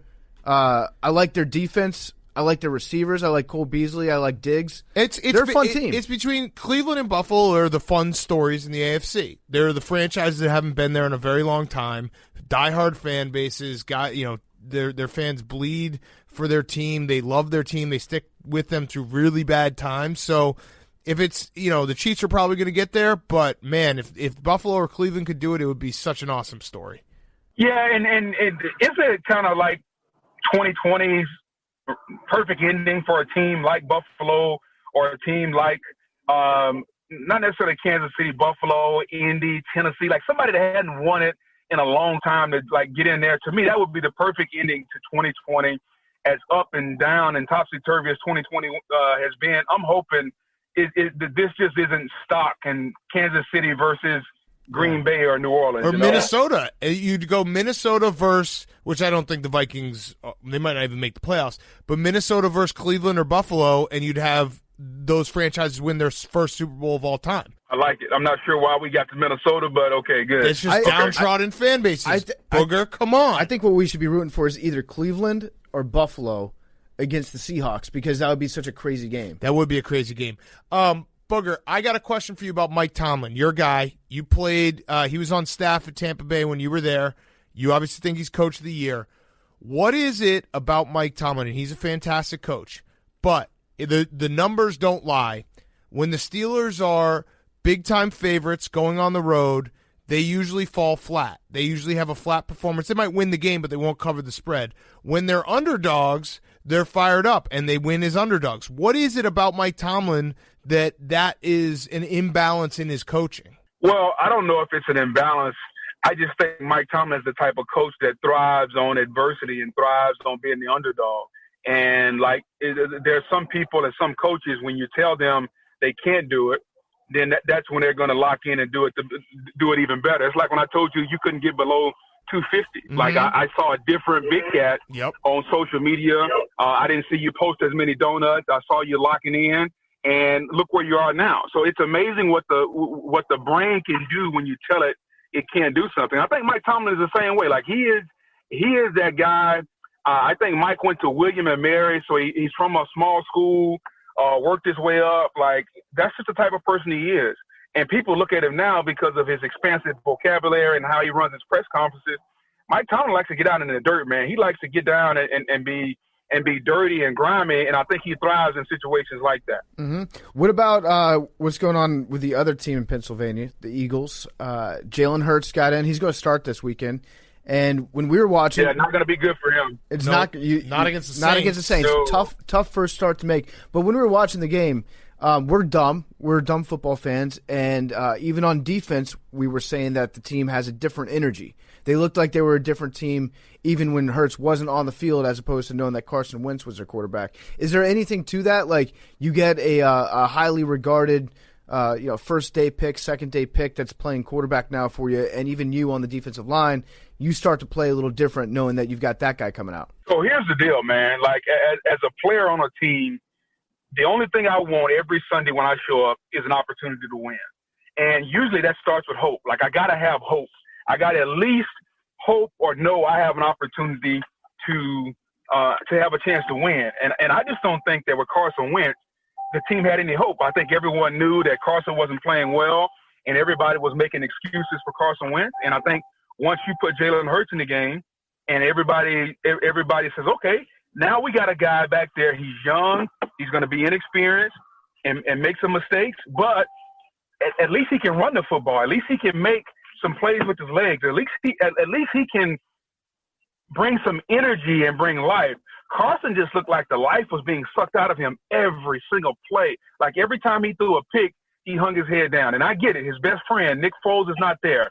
I get it. Frank Reich is not there. Like his inner circle of people that he's leaned on in his career are not there. And so it almost feels like that he is on that team alone, if you know what I mean. Like I'm on a team with a bunch of people, but the people that I closely admire and I closely can confide in are no longer there. Uh-huh. And that's what it seems like he is. And so now the guy, Jalen Hurts, who is one with the team, like he's the guy that's in the locker room, probably cutting up, clowning, making jokes. Everybody's talking to him. He's going, and I get it, they can't go anywhere, but he's participating in whatever game they're playing in the locker room. Like he almost seems like he's their quarterback, if you know what I mean. And I think that's why you see that different energy when he comes in and Carson went out. Can we try to incept Boomer into creating a nickname for Jalen Hurts? Like if we tell you something, can you just try to like toss it out there on Sunday and see if it makes it? Because I was thinking like the John Cougar Mellencamp song that feels like it would be up Boomer's alley. The Hurts so good. Come on, baby, make it hurt so good. It's amazing. You and I were thinking alike, and I will make sure as long as he has a play that's hurt so good worthy, that will make NFL primetime. I can promise that. And if he sucks, maybe you can say it hurts no good. Yeah. I don't know. That's probably too negative for Boomer. Even better. Now, I'm not hoping that he plays bad, but we have to be fair and have something ready for both sides. Okay, that would make my entire year. We've been saying hurts so good in the office every Sunday for like 3 weeks now, so it needs to happen. It needs to happen. We'll hold off. We actually have held off doing it on our boomers, and we'll hold off hoping that the real boomer will do it. I will make sure that gets done for you. For you two, I will. Thank you, Booger. I had one last question. The final question is brought to you by Cross Country Mortgage, America's crazy good mortgage company. Go to ccmlens.com/take to learn more about your future home buying experience or refinancing needs. Equal housing opportunity. MVP. It's not Rodgers. Just stop. It is. And here's the reason I say that. Is because if we're going to judge the MVP based off what you've done and how great you've been, don't we have to judge Mahomes off what he did his MVP year when he threw 50 touchdowns and he was just absolutely outstanding? Because Aaron Rodgers right now is putting up career numbers. So he's doing something that he's never done before. I don't know about that. I feel like he had an MVP season where he was insane and had like 2 interceptions the entire year. I think he's only got 4 now, right? Yeah, I'm just saying. I think that he's had years. I think he's had years like this before. I'll push back on that. I just think Mahomes, he's just so goddamn good and he's so consistent. And they're just like, when you watch Mahomes, he is the MVP of the league. He's the best player in the league, without a doubt in my mind, and he's the MVP in my mind. Okay, so I want to ask you this, because I think Mahomes has entered the LeBron category, whereas he's clearly the best player in the league, and you could give it to him every year, but doesn't he have to do something special by his standards to get the MVP? Like LeBron should have won the MVP this year, but they gave it to Giannis based on Giannis having a career year for Giannis.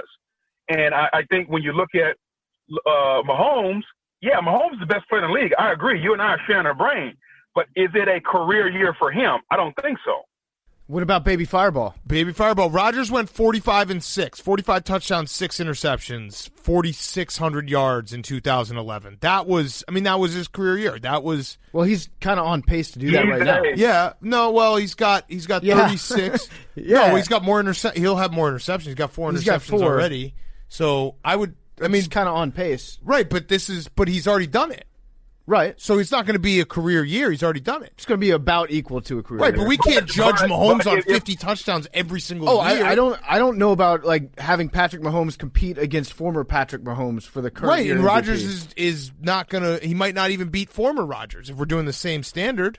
Well, he's pretty close. And as far that was as your 15 baby games, Fireball by the comment, way. So why don't we give – how about we give the So he won't beat 2011 it, actually. MVP He award. won't beat it. We can give the MVP award to 2011 Aaron Rodgers. Okay, there you go. Okay, Because he done. won't beat it. Because he's what? Has he played 12 games already? So Yeah. he'd have to throw 11 Yeah. more Yeah. touchdowns in just 3 games. I mean, maybe he will, but I would say he Well, probably I'm- that 2011 will probably be better. well, he's got 4 games left. I'm saying there's another 15 touchdowns in there maybe. You know, I'm So, saying I mean, in that'll put him 2011 at he what? only played 15 games. He didn't play all 16. Yeah, okay. Nobody cares about the small details. All right, nobody worries about Well, I do. Big I don't Cat- want him winning a fucking Big Cat MVP. just doesn't want him to play Week Well, Mahomes 16 is this year better. because it's going to be against the Bears. Mahomes is better. No, it's In I think 16th that game. 11 year where he was injured for a game. Okay, stop. Time out. Speaking of the Bears, what the hell is going on with your team? They suck. That's what's going on. Okay. Okay. Don't state the obvious. Okay. Let's go a little deeper than that. Okay, fire Matt Nagy, fire Ryan Pace. Got to get a new quarterback. Got to figure out what to do with this defense because it's probably going to get older before you can get a quarterback in. It's a full overhaul. They took a shot. It didn't work out. I mean, it's in the NFL. If you trade up for a quarterback or you pick a quarterback with the second pick overall and you get it wrong, you're going to chase that mistake for a decade. So they're in the middle of chasing that mistake, and it's going to probably be another 3-4 years before they come out on the other end with a roster that is post, hey, we pushed our chips in because we thought Mitch was the guy. He's not the guy. It's going to take a while to get back to that. Well, so here's the thing I'm saying is that they have nothing that even remotely looks like an identity on offense. And when you have a coach who is an offensive guy who is leading an offense like that, then that tells me that he's probably the problem. And I don't know whether they're going to fire him or not. I don't know whether or not Ryan Pace is going to fire him or whether both of them are going to get fired. But I know this. They need a new quarterback. I think that whoever the next coach is probably should get to choose that quarterback. And if Ryan Pace is barely hanging on, then it's probably time to change. Yes. I'm a firm believer of this. There is never a wrong time to do the right thing. And so if the right thing to do now is move on away from Mitch, even though you invested so much draft capital in him, then you go ahead and move on and you cut your losses. Do not throw good money after bad. And find you a quarterback because you're right. The defense is getting old, but Roquan Smith is still a good player. The cornerback that you guys drafted out of Utah is a really good player.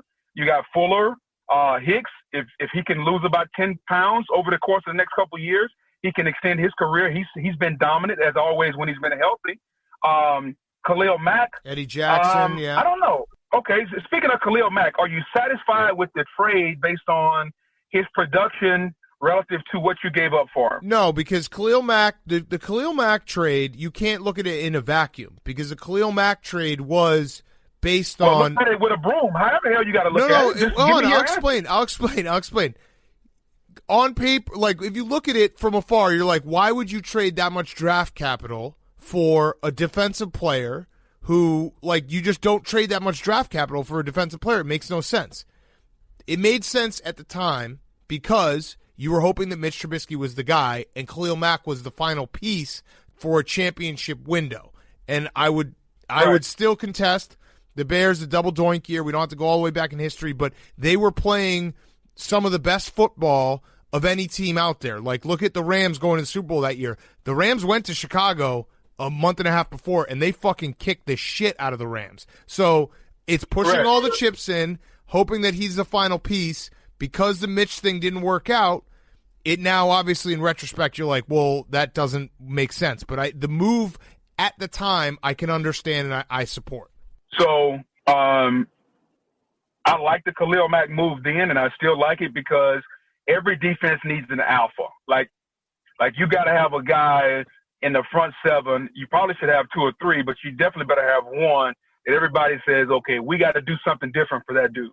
And like the Bears have Khalil Mack, Hicks, Roquan Smith, which is a pretty good start, you know. And so there are things there to build around. So I like the move.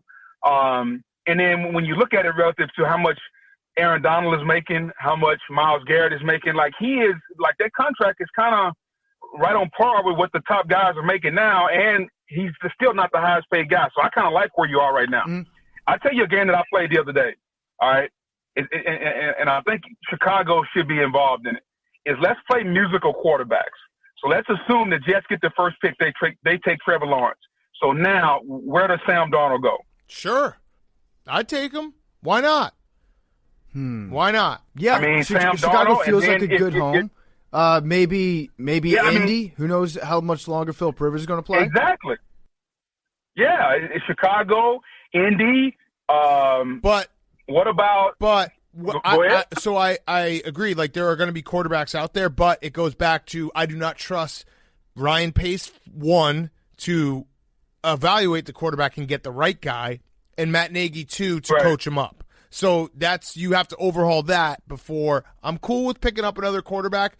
I don't trust the guys in charge to pick up the right quarterback and then coach the right quarterback to whatever he comes in. He's probably going to have some warts to get those warts off. Speaking of a coach, and I realize I'm going a lot of different places, there's a name that's starting to get a lot of traction early on as we get ready to enter head coach searching for head coach season. If I told you in 2 months Marvin Lewis was the head coach of the Bears, how would you feel? I would fist fight you. I don't think that you should fight you. because so Marvin Lewis is looked at in retrospect Shut as being up, like PFT. this guy went 500 You for, take him then for 20 Washington seasons. football He was team. on the football team like Shut 30 up. years ago. You He's wouldn't pretty want good. him as the head coach. No, because we got Ron Rivera and we got shut Jack up. Del Rio jacking Don't off do into that. the river. But Don't do Marvin that. Lewis, he went 500 with the Bengals. No. That's pretty fucking good over an extended period of time. He Pretty won good. 0 playoff games. No, thank you. Nice guy. No, thank I'm you. just saying, like, if I told you Marvin Lewis or Brian Daboll, I'm Brian just throwing out some of Daboll, these hot Joe offensive Brady, names. Eric Bieniemy. Give Joe me any Brady, of those guys. Any of those guys before Arthur Marvin Lewis. Smith. The NFL does the NFL does the retread thing, thinking that it's going to work, and it's so stupid. There's so many guys out there like I don't want to do it. I don't want to do it. We did the John Fox. We did the retread thing. It didn't work. It would be a very Chicago move to bring in Marvin Lewis. I kind of hope that it happens. Well, Yeah, I know you do, but that's very mean of you what you're doing. Listen, here's the thing that I would say is that Marvin Lewis would be a proven commodity, and it's kind of like when you're gambling. I would always take what I know for sure before I bet on something that I don't know. Like Joe Brady's hot, Brian Daboll is hot, Arthur Smith is hot, but do we really, really know what we're going to get? I don't know. What about Mo Salah? Okay, well, but let me flip that on you. You could have said the same thing Robert for Sean McVay or Kyle Shanahan. Those are two of the best coaches in the league right now. If you were going to hire Marvin Lewis, I would say fuck it, just bring Lovey back, and I'd be fine with that. Honestly. Listen, Lovey at has least won his welcome out in the state of Illinois. Lovey at least beat the Packers. Like Lovey beat the Packers at the start of his career. He beat the Packers. I would be fine with that. Listen, how many games has Lovey won at Illinois? That's a work in progress, obviously. I mean, they're never going to get guys. Well, I mean, it's been in progress for 5 years, hasn't it? Yeah, I mean, they beat Wisconsin last year, highly ranked. So. I would, if you're going to go defense, I would take Salah. I feel like he's the guy. Bring back Vic Fangio. They're going to try. They're know. doing everything they can to get Salah up in Detroit. Sucks. Who knows? I want the Bears to just take a year off. I want the Bears to not play for a year. You are so sour right now. You're talking about bring back Vic Fangio. You are so sour. Vic Fangio's awesome. You would be sour too. The franchise is a joke. I'm tired. Just take a year off. Give us all a break for a year. Seriously, when they don't play, when they're not playing on a Sunday, my day is just so much better. Oh, hilarious. Because they don't even lose in entertaining fashion. There's some teams out there that'll lose, like the Chargers. If I was a Chargers fan, yeah, I'd be dejected, but at least your games are exciting, and they usually come down to it unless you're playing Bill Belichick. And you could be like, oh, maybe the future. Yeah, maybe the There is future. no future. I want to steer you back real quick to the football team, then we'll let you go. Because, yes, they're good. Yes, their front seven is elite. They're a team that's trending in the right direction.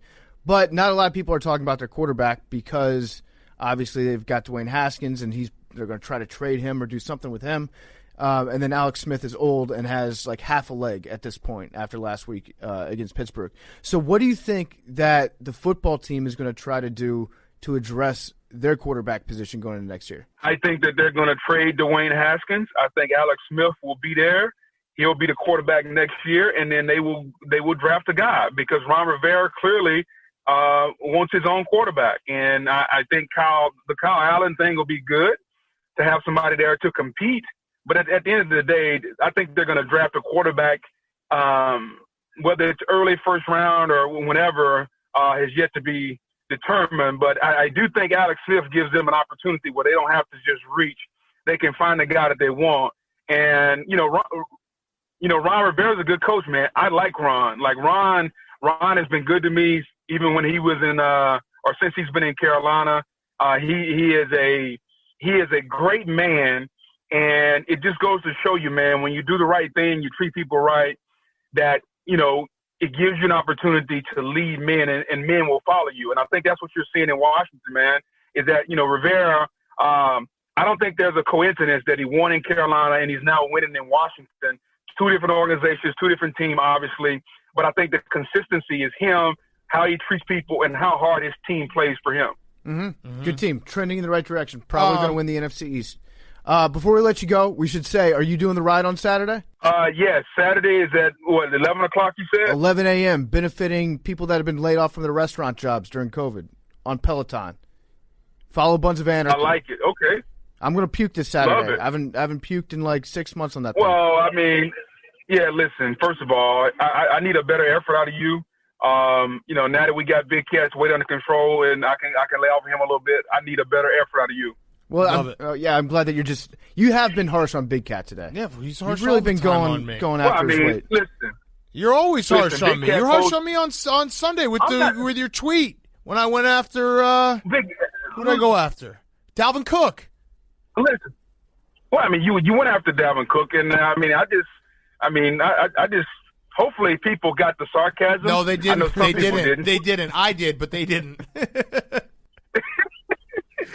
People, especially on social media, it's like crazy. So I just gave up trying to convince them and says, okay, as long as you got it, I'm good. Yeah, no, I like your social media strategy. I was looking at your tweets to see what you've been talking about, and one guy you just said to shut the fuck up and go back to his basement, and I like that. I like that. Get aggressive on Twitter. we love unfiltered Booger. Yes. Hey, sometimes, man, you got to get aggressive and let these trolls, man, and let the people know, hey, just because I'm a public figure and you guys think and know that I make some money, don't mean that I'm still not a man just like you are or what you aspire to be. If you say the wrong thing, then I'm gonna let you know it. There you go. I love it. All right. Well, I can't wait to puke on Saturday and then watch you guys on Sunday night. Maybe slipping in a little Jalen Hurts so good. That would.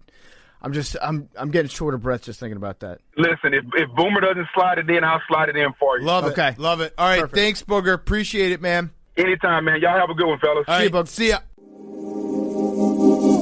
That interview with Booger was brought to you by our great friends over at MVMT Movement. We all know that 2020 isn't playing by any of the usual rules, and that goes for holiday shopping too. Between shipping delays and the mess and stress of shopping in-store right now, there aren't great options. Listen to me. You're running out of time for Christmas shopping. If you're buying gifts for Christmas, you got like 2 days left. You got like 3 days left. Don't put this off any further. Stop right now. Get a Movement watch for the person in your life who needs a Christmas present. I'm telling you, I bought Movement watches, paid for them out of my own pocket. It's like 3 years ago. Got like 8 of them. I don't know. It was like 5 or 8 of them. I forget how many people I bought them for. But the bottom line is it was a hit on Christmas. Everybody loved their Movement watch. I looked like a hero. They're like, how did you know my style? Well, it's because Movement, they don't make bad watches. They don't make watches that aren't stylish. They make clean and modern watches and jewelry. Getting great quality and style doesn't have to break the bank. Their watches, they look and feel like $400 to $500 watches for a fraction of the price. They're durable, they're great quality, and they're designed in-house in their Los Angeles headquarters. Movement has a super sleek matte black packaging. You just add a bow on there and you're good to go. So it looks great. Already almost looks like it's specifically gift wrapped for the holidays. Their products are one size fits all. Their gift guides help you find the gift that fits their style. They got fast shipping. You get free returns all the way into next year. Not that you'll need it, but they do offer it if you have to go down that road. You can get 15% off today with fast, free shipping and free returns by going to mvmt.com/pardon. That's mvmt.com/pardon. Get a movement watch for the person in your life today. It's Christmas time. Take care of it now. You won't fall behind. You'll be able to handle this. You got it. Just get a movement. And now, here's Kedon Slovis. And now for something completely different. All right, we now welcome on a very special guest. It is USC starting quarterback, Kedon Slovis. You are now initiated into the Pardon My Take world. We did this interview because we're like, all right, Kedon, you're a sophomore. You're the starting quarterback of USC. You're going to be a pick in the NFL draft. We want to get in early, so it's great to have you on. Where should we start? Should we start with just – actually, you know what? Let's start with this. This is kind of a stupid question, but how fast are you? That was a great question. I don't know. I ran a 4.79 when I was in high school. I'd like to think I'm a little bit faster now, but fast enough is what I like to think. Okay. Like, I don't like to run, but if I have to, I can. Okay. Are you still growing? A little bit. I think I'm done now, but I grew like half an inch this year. Between this and all right, because we take our quarterbacks very seriously. When you're in the quarterback family, Pardon My Take, it's a huge honor. Blake Bortles, Joe Burrow, Baker Mayfield, Jared Goff. But I was thinking about it. Who are you going to say, Hank? Who did I forget? Josh Allen, of course. Josh Allen, dumb. That was stupid of me. You kind of look a little bit like Josh Allen. Yeah. Have you ever gotten that? No, I haven't, but I guess I'll take it. Yeah, you're like a Cali bro version of Josh Allen. Yes. Okay, so I asked a fast question because when I was doing a little prep for this interview, I was like, wait, I obviously knew your name. I watched a lot of college football, but you can't ever get slow because your last name is Slovis. So we need to make sure, like, whatever we do, you have to stay nimble and fast. Otherwise, our limits only go so far. Like, when people start making Slovis jokes because you're slow, we're out. Yeah, no, I definitely took that into account. You have to eliminate that at all costs because there's too much potential there with that nickname. So yes, I'll definitely work on that speed in the offseason. Yeah, I would say speed is more important than even throwing at this point in your career. And really the most important thing right now is get ready for the combine, just so that you can't put up like a 4.9 or a 5.0 at the combine because at that point NFL scouts will just look at that, see your name, and then boom, you're in the third round before you know it. Mm-hmm. Yes, that's definitely how they evaluate. So I need to. I'll get at least below sub 4.8. I think is what I think we can. Easy target for Okay. us. I like it. Me and Big Cat were talking to Matt Leinart. He's would you call him a colleague, a protege, just some rando weird townie that hangs around the program a lot? Booster. I've looked up to him for a while. I think because I didn't really grow up an SC fan, but he got drafted by the Cardinals. I was a big fan of his before he got drafted, and he got drafted. So I actually have a Matt Leinart Cardinals jersey. So big fan of his, I guess you could say. So we were talking to him. He was prepping us a little bit with some fun facts about you. He told us that you were a tuba player. Is your tuba career officially? Are you on hiatus? Are you officially retired from playing the tuba? Or are you going to come back? I won't put myself out yet. I guess I'm on hiatus because we were actually doing the interview with him on Fox, and he brought a guitar because he thought I was learning guitar. I was like, I can't really play guitar, but I could play tuba, So I just need to get the instrument in my hands, I think, again, maybe refresh a little bit, but I think I could make something happen there maybe in the future if football doesn't go my way. So you just said something interesting. You didn't grow up an SC fan. You also were a 3-star coming out of high school. You weren't like recruited by a ton of powerhouses. Was it the minute you got onto SC campus? Because, USC quarterbacks, you think of quarterbacks, 5-star quarterbacks. Were you intimidated at all? Like, hey, I'm a 3-star. I probably won't start right away. Obviously, JT Daniels gets hurt. But what was that thought process? Like, hey, I just want to be at USC. I don't really care about playing time right away, and everything will work out? Yeah, honestly, so I didn't start in high school until I was a junior. So I kind of felt I was behind the 8 ball from the get-go. Most kids get recruited as a sophomore or as a junior. Like, they already have enough tape, So going into my junior year, I thought I wouldn't get the opportunity to go to a blue blood type school like USC. So by the time they did offer me, I didn't have a whole lot of offers, but I had a little bit of momentum, and USC did offer me. And, I remember kind of saying to my dad, like, like we might need to jump on this because I felt like it was kind of late in the recruiting process, and shoot, it's USC, and I kind of thought I was good enough as it was that I just needed an opportunity to go to a school like that. Then once I get there, I can kind of prove myself. Yeah, so it's strange because I don't think you were recruited by ASU until after it was basically too late, right? Would you have gone to Arizona State? Probably not. I didn't grow up like an Arizona State fan really, but it did feel like that was kind of the school that should have been recruiting me first. It felt weird that, Southern California came in and offered me. Even NC State came in, and they were actually my first Power 5 offer. So definitely felt a little bit slighted at the time, but I don't think it really would have changed my decision. I like that, though. A little bit of a bet on yourself moment. So last year, JT Daniels gets hurt against Fresno State. You end up playing the whole year.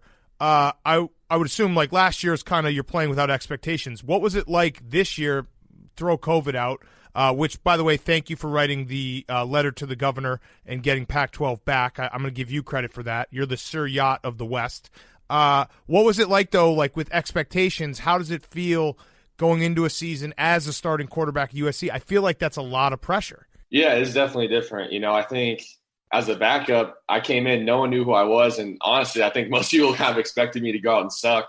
I did. I did. When you came in, I was like – I actually bet against you guys against Utah because I was like, fucking Kedon Slovis? Who the fuck is this guy? Oh, no, I bet on him because of the name. Because of the name? In fact, I was like, you suck, dude. I was like, Kedon, that guy's good. In fact, I think my dead dog reported that JT Daniels was out and you were getting the first start. So I guess Leroy, really? I think he gave you your start out west. I even forgot what Big Cat just finished asking. Well, so like when you come in and you're a true freshman and you're playing right away, did you even have a second to be like, holy fuck, this is a lot? Like, or was it just let's go and roll? Yeah, it's kind of like, I guess so. Like you're playing with house money at that point, right? Like you didn't expect to play, you get a great opportunity, so let's roll with it. And honestly, I think that's kind of an easier way to get going versus like, this year, I think I was pressing a little bit to start the year just because, you feel that pressure of being the guy and having those expectations. So I kind of sat back and was like, you'd have the same mindset as last year and just go out and have fun with it. And I think that's the biggest thing. Like when you're in high school, you're playing in front of a few thousand people maybe at most, I think you go to college, you don't realize how it's a big jump and big difference, So I think that's a lot of kids can kind of get caught in that kind of trap of getting caught with the pressure and feeling that. But I try to avoid it as much as I can, really. Here's kind of a simple question, but I think a lot of people are thinking this when we're talking to somebody who is the quarterback at USC. Do you ever stop and look around and just be like, "Damn, my life is awesome. I'm the starting quarterback at University of Southern California"? Yeah, sometimes, because like it's something. As a kid, you're like, man, like this is my goal. I want to be here. I want to be the starting quarterback at a big time school. So sometimes I kind of sit back and think, man, it's pretty cool that we made it here, but. I still have further way to go. I don't just want to be the quarterback at USC and have that be it, So kind of want to keep things in perspective. And my life really hasn't changed a whole lot on a day-to-day basis. So really things aren't that different. Yeah, that's it. Like if you were to ask most people, they'd be like, man, if I could do it all over again, I'd go back and be the starting quarterback at USC and live in LA and just live the life. That's like the ultimate college bros dream life that you're living right now. So absolutely. Sometimes you might not notice it in the moment. But you should stop and take a mental snapshot sometimes and be like, this kicks ass.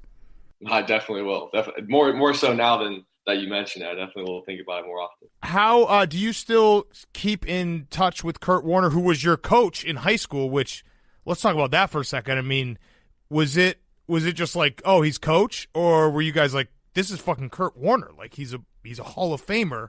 That must have been a little bit of a trip to have that. And do you still like talk to him? Does he still give you tips and everything? Yeah. So he moved into the district, like the school district, when I was in like middle school. His kids moved into the school. So like he has a daughter my age. He has a bunch of kids, but he's a son that's a couple years younger than me and a son that's a couple years older than me. So when they were like at our school district, he started coaching at the high school. And I was kind of like thinking, man, it'd be pretty cool to go play for Kurt Warner in high school, like be a quarterback under him. He ended up coaching there until I left, and he still texts me now. But that was the coolest thing about playing with Kurt is he had an older son who's a receiver. Actually, he's at Nebraska now, Cade Warner. And so, whenever Cade needed to throw or, Kurt would need someone to throw at his house, I'd always try to jump on that opportunity and just learn from it as much as I can. And, still like last summer, really right before quarantine and stuff, I still went over to his house and we threw a little bit, and just pretty cool to have that kind of, person in your life. Yeah, absolutely. Did Kurt ever get out there on the practice field and like show you guys how to take the reps and actually like step in and take live drills with the ones? See, that's the thing. Like in practice, Kurt won't really like throw, like we kind of just like flick it. And then we had this one, I think it was like flag football tournament. It was like a Thanksgiving type day, like flag football tournament with our entire team. And he had like, everyone had like I was a quarterback of one team, the head coach was a quarterback of another team. And he took one team as quarterback. Man, he walked out there with the gloves on and everything, like cleats, like probably had been 2009 or whenever the last time he played. And I've never seen him like turn it on like that. It was really impressive. How far do you think he can throw right now? See, I don't know. Kurt never could really throw that far in the first place. He could probably throw it 50, 60 yards. That's the thing though. Like he just keeps it in here and just kind of flicks it, and it spins nice, but he just picks people apart. Did he ever try to convince you to wear two gloves? Because I know that not many quarterbacks do. I know Big Ben does it sometimes. Kurt used to do it even when it was like 75 degrees out. I guess he liked the feeling of two gloves on. But I feel like if you're Kurt, you have to try to recruit new quarterbacks to have that look so that people just don't always make fun of you for being the guy. He did. So there was one game in high school, I like sprained my wrist on my throwing hand. So for the next game, I can't really like squeeze the balls tight. So he gave me one of his gloves. I wore it for like a drive, and then I couldn't do it, man. I tried, I really did, but I took it off after that first drive. But I got Teddy Two Gloves is repping the brand pretty strong right now. But yes, you probably got to do a little bit more work to get more people on it. His regiment there. So your offensive coordinator, Graham Harrell, I think you have a pretty good relationship with him. I actually, he was very gracious when Doug's went to USC as offensive coordinator during quarantine.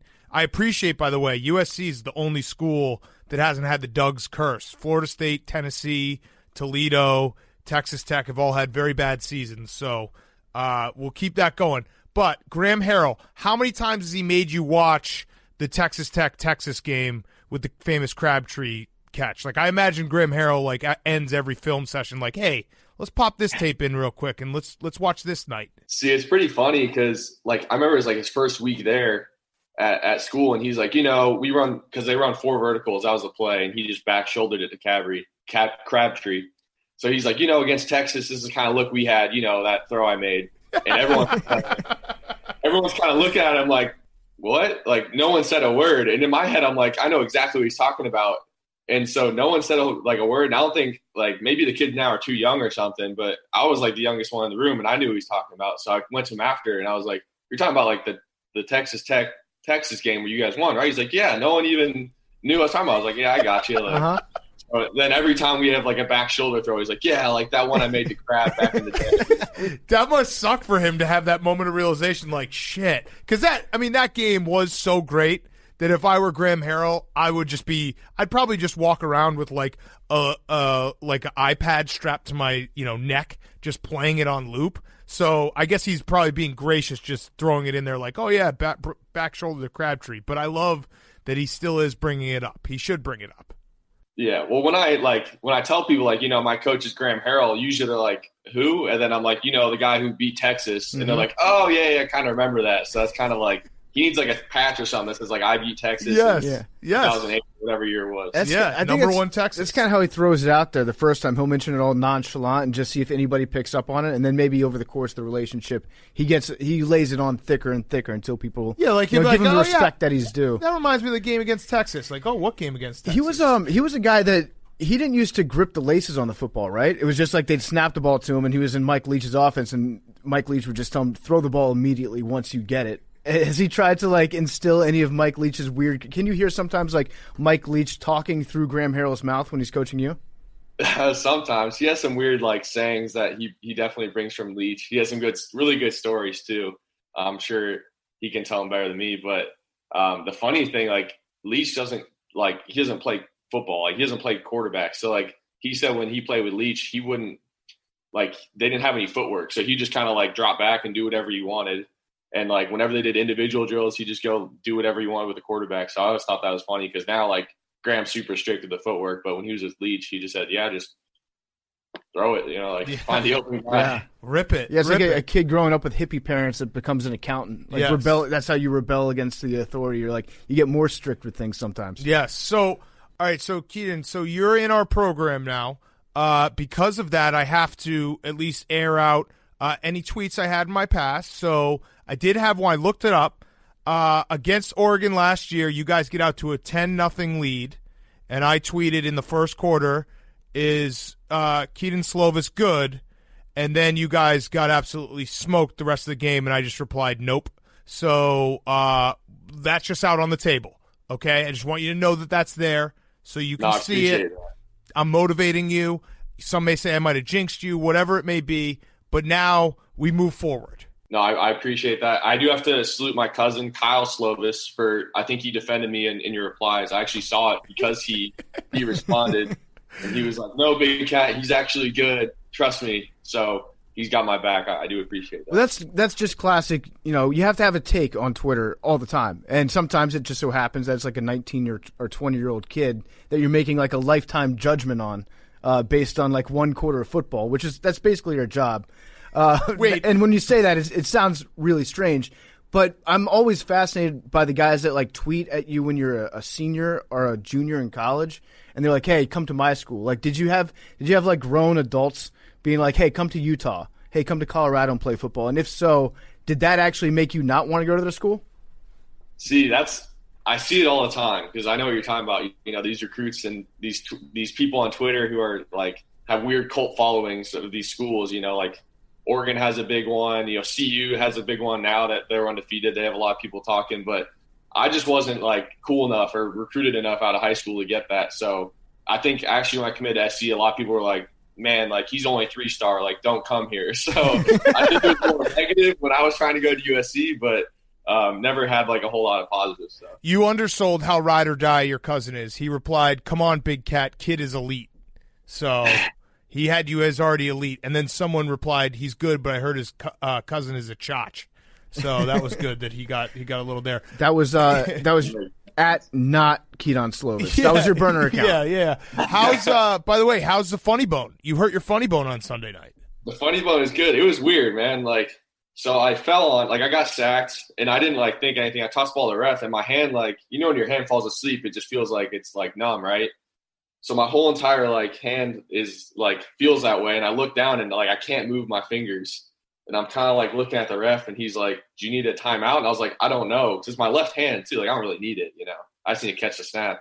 Mm-hmm. So they look at it, and after a few minutes, it started loosening up, but it's fine. I don't know what. That's never happened to me before. That was kind of a weird thing, but it's funny bones, I guess. Yeah, it's just great that in the post game you're like, "Yeah, I hurt my funny bone." Like, yeah, it was literally the injury. It was a funny bone injury on a football field. It's weird, man. I don't know how to describe it. All right, so my last question for you I had was, do you look – so 2022, you are right now, like it's very early. We love doing the pre-draft stuff, but there are some publications that have said number one pick 2022. Do you read that at all? Do you look at that? I mean, you have to, right?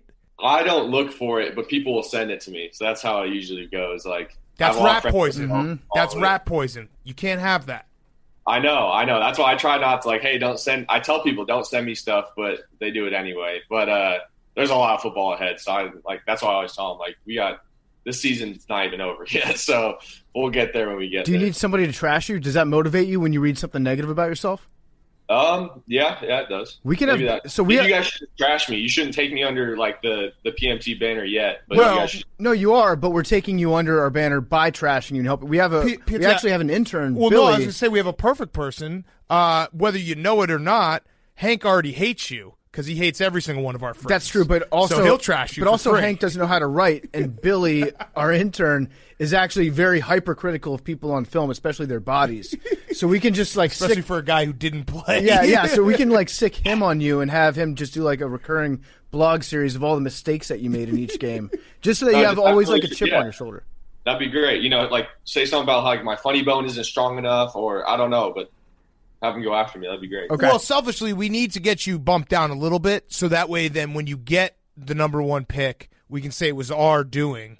because we'll do a draft Kedon Slovis, and then we'll be like, oh, we'll take all credit for it. So you starting at 1 doesn't really help us. Right, and you can kind of be like, we were at the bandwagon when he wasn't number 1. Yes. But now he is, We got in early. We got in real early. Right now I have you mid-second round, and that's just because you maybe. Maybe. That's because you quit the tuba and you have no follow-through. Maybe. That'd be great.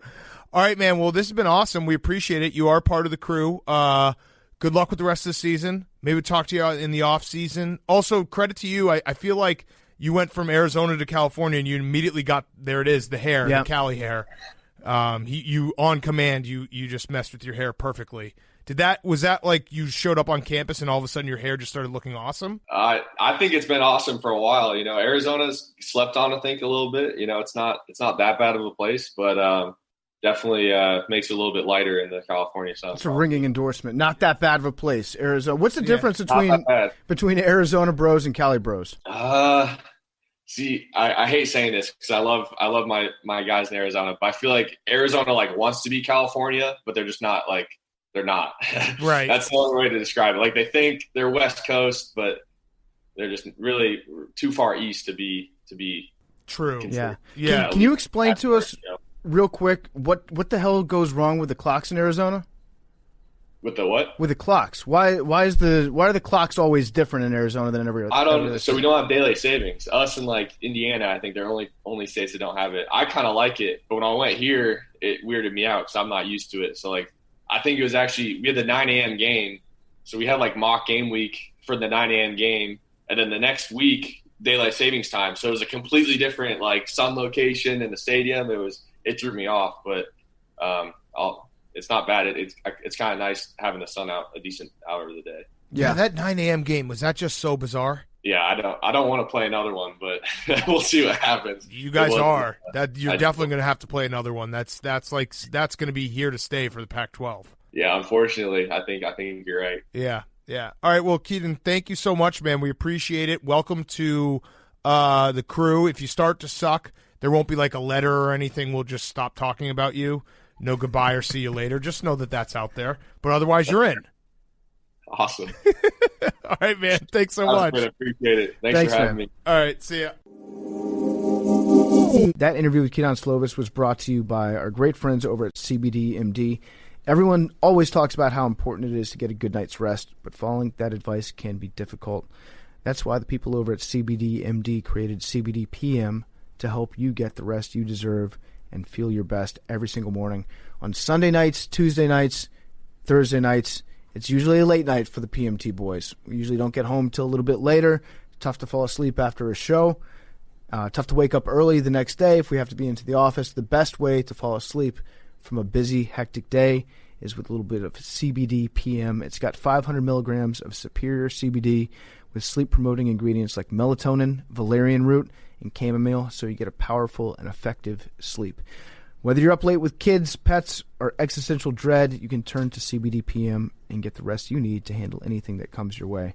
To make it even easier to try CBD PM or any of CBD-MD's premium CBD oil products, they're offering all our award-winning listeners 25% off your next order when you use the promo code TAKE at checkout, cbdmd.com, promo code TAKE for 25% off your purchase of high-quality CBD oil products from CBD-MD.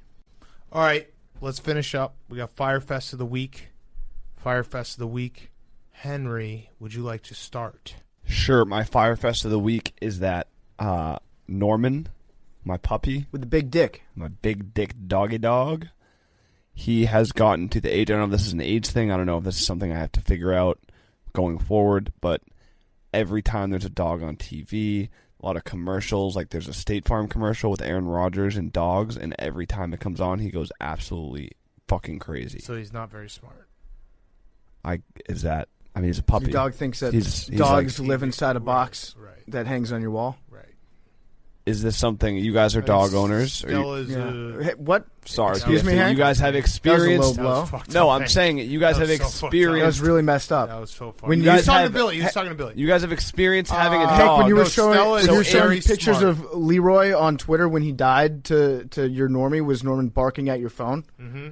He was crying to my phone. Well, Stella's a very serious dog. Takes herself very serious. Thinks she is. Her job is to guard me and guard the world. So no, she does not know. Like the TV, she knows it's a TV. She doesn't give a shit. What about if there's like a doorbell on TV? Does that fuck with you? No. Now doorbells, she's not so happy about. Do you have a doorbell on your apartment that you live in right now? Yes. Does he go crazy? No one comes to the door. Oh, sorry, you don't have any We friends. could change that. What's your address? It is. No, don't say it. Don't say it. Don't say it. Don't say it, Hank. Don't say that. There's so many people who want to fight Billy right now. True. All right, that's good Fyre Fest. Yeah. So, but is that like something that's gonna just? Yeah, I'm sure your dog will get smarter. Dogs. My dog's stupid as fuck. Hank, you have to read. You have to read to your dog. No, but he like does like. Funny. Dude, it's in the genes. Yeah, Hank. Dude, Hank, just read to Norman, and maybe like watch some TV shows that have dogs with him, and then explain it to him. Explain no, it to that's him. the You need to problem. talk to him. There's he needs to learn more words. There's an HBO show with like animals, and I can't watch it. I like the show, and I can't even watch it. That's what Fyre show? Fest. I know. His that Dark is a Materials. True Fyre Fest. My Fyre Fest of the week is I bought a Christmas tree yesterday. That's great. It's wonderful. I mean, I love the holidays. I love Christmas trees. You guys know that about me. Yep. I love Fraser firs. Went out, got a nice 8-footer. Do you guys know how much an 8-foot tree costs in New York City? $75. When I sold them back in the D.C. area, I know it was 1990s, 5 years ago, but 1990s. It was PFT 59. Yeah, it was. That's what I said. It was 5 years ago. It was $59.99 to get an 8-foot Fraser fir. Well, this is New York. It is best trees in the world. So based on That's what they say. so 120. Yeah. No, $300. It was $300, Big Cat. Yeah, it cost me $300. I'm not shocked. And is that like a situation where because they know that you can't go anywhere too. Like you can't go to you can't travel. I even told the guy, I was like, I used to be in the biz. And he was like, oh, okay, here's a discount. Friends and family discount. Yeah. Well, if we want to go down that route, I also had to buy a stand, and then there's taxes on there. So it was $340 out the door. Jesus Christ. Yeah, and I didn't think to ask until after he had already cut the bottom off and bailed it up. And I didn't want to seem like a Grinch. No, you have to pay for it then. They got you. Yeah. You cut it, you buy it. That's what they say. Yep. And so I walked home with a $300 tree. Damn. And well, you got to keep it up till like April at least. I'm not now. throwing that tree. That tree lives in my apartment now. Damn. That is a feature of my apartment. I'm going to plant it into the floorboard there. Yes. So I think that's a pretty decent Fyre Fest. There used to be a bar I'd go to in Madison that the whole feature was called Paul's Club. The whole feature was there was just a tree in the middle of the bar. I like that. That was it. There are bars in different cities too that their shtick is always like it's Christmas year round. No, it's just a tree in the middle of the bar. It was in the ground? Yeah. I don't know if it was. I was always drunk, so it might have been fake. But it was literally the tree was just in the middle. It was a huge fucking tree. Uh-huh. The common ground. Yeah. All right. My Fyre Fest is I've done a terrible job as a father because my son is plagiarizing. Not my actual son. No, I'm Billy Football. I don't actually know. This is like we can't joke about this because, as many people know, in colleges across America, there's people who will legit report you to the honor committee for plagiarizing Bryce Hall. No, for no reason at all. You plagiarize Bryce Hall's brain though. It's almost and I don't know. Wait, it's brain plagiarism. I don't know. I have no idea. I did not plagiarize. Where have I gone wrong? What have I done wrong? You did stole I not the spend idea. Did I not say I love you? I say I love you every day. Billy, your father loves this you, is- but we're disappointed in you. This is, I mean, originally, then Bryce Hall plagiarized PFT, who came up with a fighting app. Mm-hmm. But you may have plagiarized that from Rumbler. What are you talking about? You're spinning. There's what you came up. Why with, are you? Wait, you're blaming one of your me? drunk I was ideas- on your side. I know, but one of your drunk ideas was coming up with the app, which I've now retroactively. Wait, so you stole remembered. from PFT? No, you you stole from PFT. That I retroactively remembered. You stole an I didn't idea steal from your me. idea. No, I didn't. I don't remember. I retroactively when I thought Is of this it like about when the Andy Paul- Pettit was like, "Yeah, I did steroids. I retroactively remembered it." I misremembered. Well, I mean, it's not that. I mean. No, that's actually I a genius, applied it. Billy. You can get out of, like, if you lie about anything, you can just get out of it being like, well, now that you say it, I retroactively remember. Wait, there's No, a yeah. website called Rumbler? Yeah, it's like a joke. I think it was like an SNL skit. Okay. People So have been you stole sending me from every. that. No, Okay. I What didn't. else But like did that you was like steal 10 from? years ago. So now I have to run everything that you say through a plagiarism finder. No, Correct. no, Yeah. no. Let's this was look original up, thought. Wait, let's look up. Would you say potato salad is what? Potato. Let's see if potato if you salad eat has potato been salad, in the you're a news. creep. Potato salad. Bill, Jake, Salad, do you have a Fyre Fest? Mayonnaise. Yeah. On behalf of all college football fans, we are losing the SEC on CBS theme song. Yes. 2024. Yeah. ESPN should. No, I thought it's tomorrow. It's next year. Wasn't that the announcement? I thought the 10-year contract starts in 2024. Right, but I thought the announcement tonight, we knew that we were losing it. Right, but now it's official. No, but it was always official. Okay. Did ESPN buy out the last remaining years? I'm not sure. That, I think, was the question. Regardless, today. we're losing it. We might be losing it, tomorrow. So What, the music? Yeah. Yeah, they should buy it. I've been warning people about this for 3 years. I was going to say, remember that one time over the summer I was really excited about SEC football coming back? And I told you. I started singing the song, and you totally killed the mood in the podcast because you were just depressed because of the song. Because I've been like, hey guys, we got to be ready for this. It's going to really suck. It's a great song. It's going to really, really suck. I found a little Thanksgiving tweet here from my friend Dragonfly Jones on Twitter. Billy, you probably follow him. He said, potato salad is an abomination before God. What serial killer one day thought, I'm going to mash up boiled potatoes and some boiled eggs with mustard, mayonnaise, vinegar, and onions, but that isn't disgusting enough. Let me refrigerate this shit so I can eat it cold. I make fun of my friend who I posted a picture of my bacon, egg, and cheese on Twitter, and he goes, yo, that bacon, egg, and cheese is trash. And I texted back, yo, what the fuck are you eating? And he goes, I'm eating potato salad. I'm like, that's fucking disgusting. I actually have those tweets on my phone. Okay. And that's why I'm like, that's a great story. I basically been saying it so I could fuck with my friend too. Okay.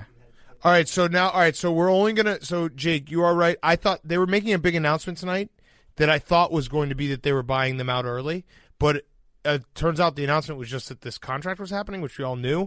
Richard Deitch said the only year that CBS would even contemplate giving up is the final one, and it's highly unlikely. Right. So we have until 2024 with the CBS, SEC on CBS. We'll cherish it. Like you said with football, 4 more weeks. Remember this moment. Get your fours up for 4 more years. What if they just, like the first week back, they didn't have the music, but the curtain gets pulled to the side and Vern's there? Yes. Or what they should do, if they're really nice, they should slowly change the music over the next 3 years to wean us off. Uh-huh. That's actually that's a brilliant move because it's so good right now. Yeah, start mixing it with other songs so that way by 2023 we're like, what even is this song? And then we won't even remember that we lost it. It'll just be eventually Mike Greenberg saying, welcome to the SEC on ESPN. Yeah, right. All right, Billy, Fyre Fest? Yeah, I almost know. Well, I'm going to be honest. I almost lost you a lot of money. Why? Well, I was picking up your car today, and everything went smoothly, pulled into the spot in front of the office, and then I opened the door, was checking my keys to make sure I had your car keys and your credit card for the parking thing, and I couldn't find your credit card. Oh. So then I was like, oh shit. Last time I had the credit card was back at the parking lot. I got to make sure that if it's there, I get to it first because people take credit cards and like run up the fucking charges. Yeah. So I ran back to the parking lot, couldn't find it there. Yep. In my seat. Ran back. You wouldn't have lost that much money, but I appreciate it. I would have just canceled it. It would have more been I would have annoyance. freaked out. I was terrified. Okay. It was because that is your luck. We would have led with that on the podcast. Yes, it would have been like, Big Cat doesn't have a credit card for the next day and a half. Mm-hmm. I was tweaking out. Well, in my head, I was like, "Oh my god, I'm going to lose it!" Like, and I freaked out. I appreciate that, Billy. All right, let's do numbers. Send everyone off. I'm 8 as always. Remember, really enjoy this weekend. I'm going to go with 73. 72. Hey, Billy, people have been telling me that I'm going to like damage my back if I only work out the right side of my body. Say a number, Billy. Is that true? 1. It's never going to hit. Jake. 18. I'm trying not to get it. Is that true, 36 Billy? is Liam. 50. 50 Whoa. on the dot. 50 burger. 50 burger. All right, we'll see everyone on Monday. Wait. Yeah, do it. Pigeons can fly home no matter where you take them on the whole planet. Love you guys. So carrier pigeons were very useful in both world wars. Love you guys. For carrying messages.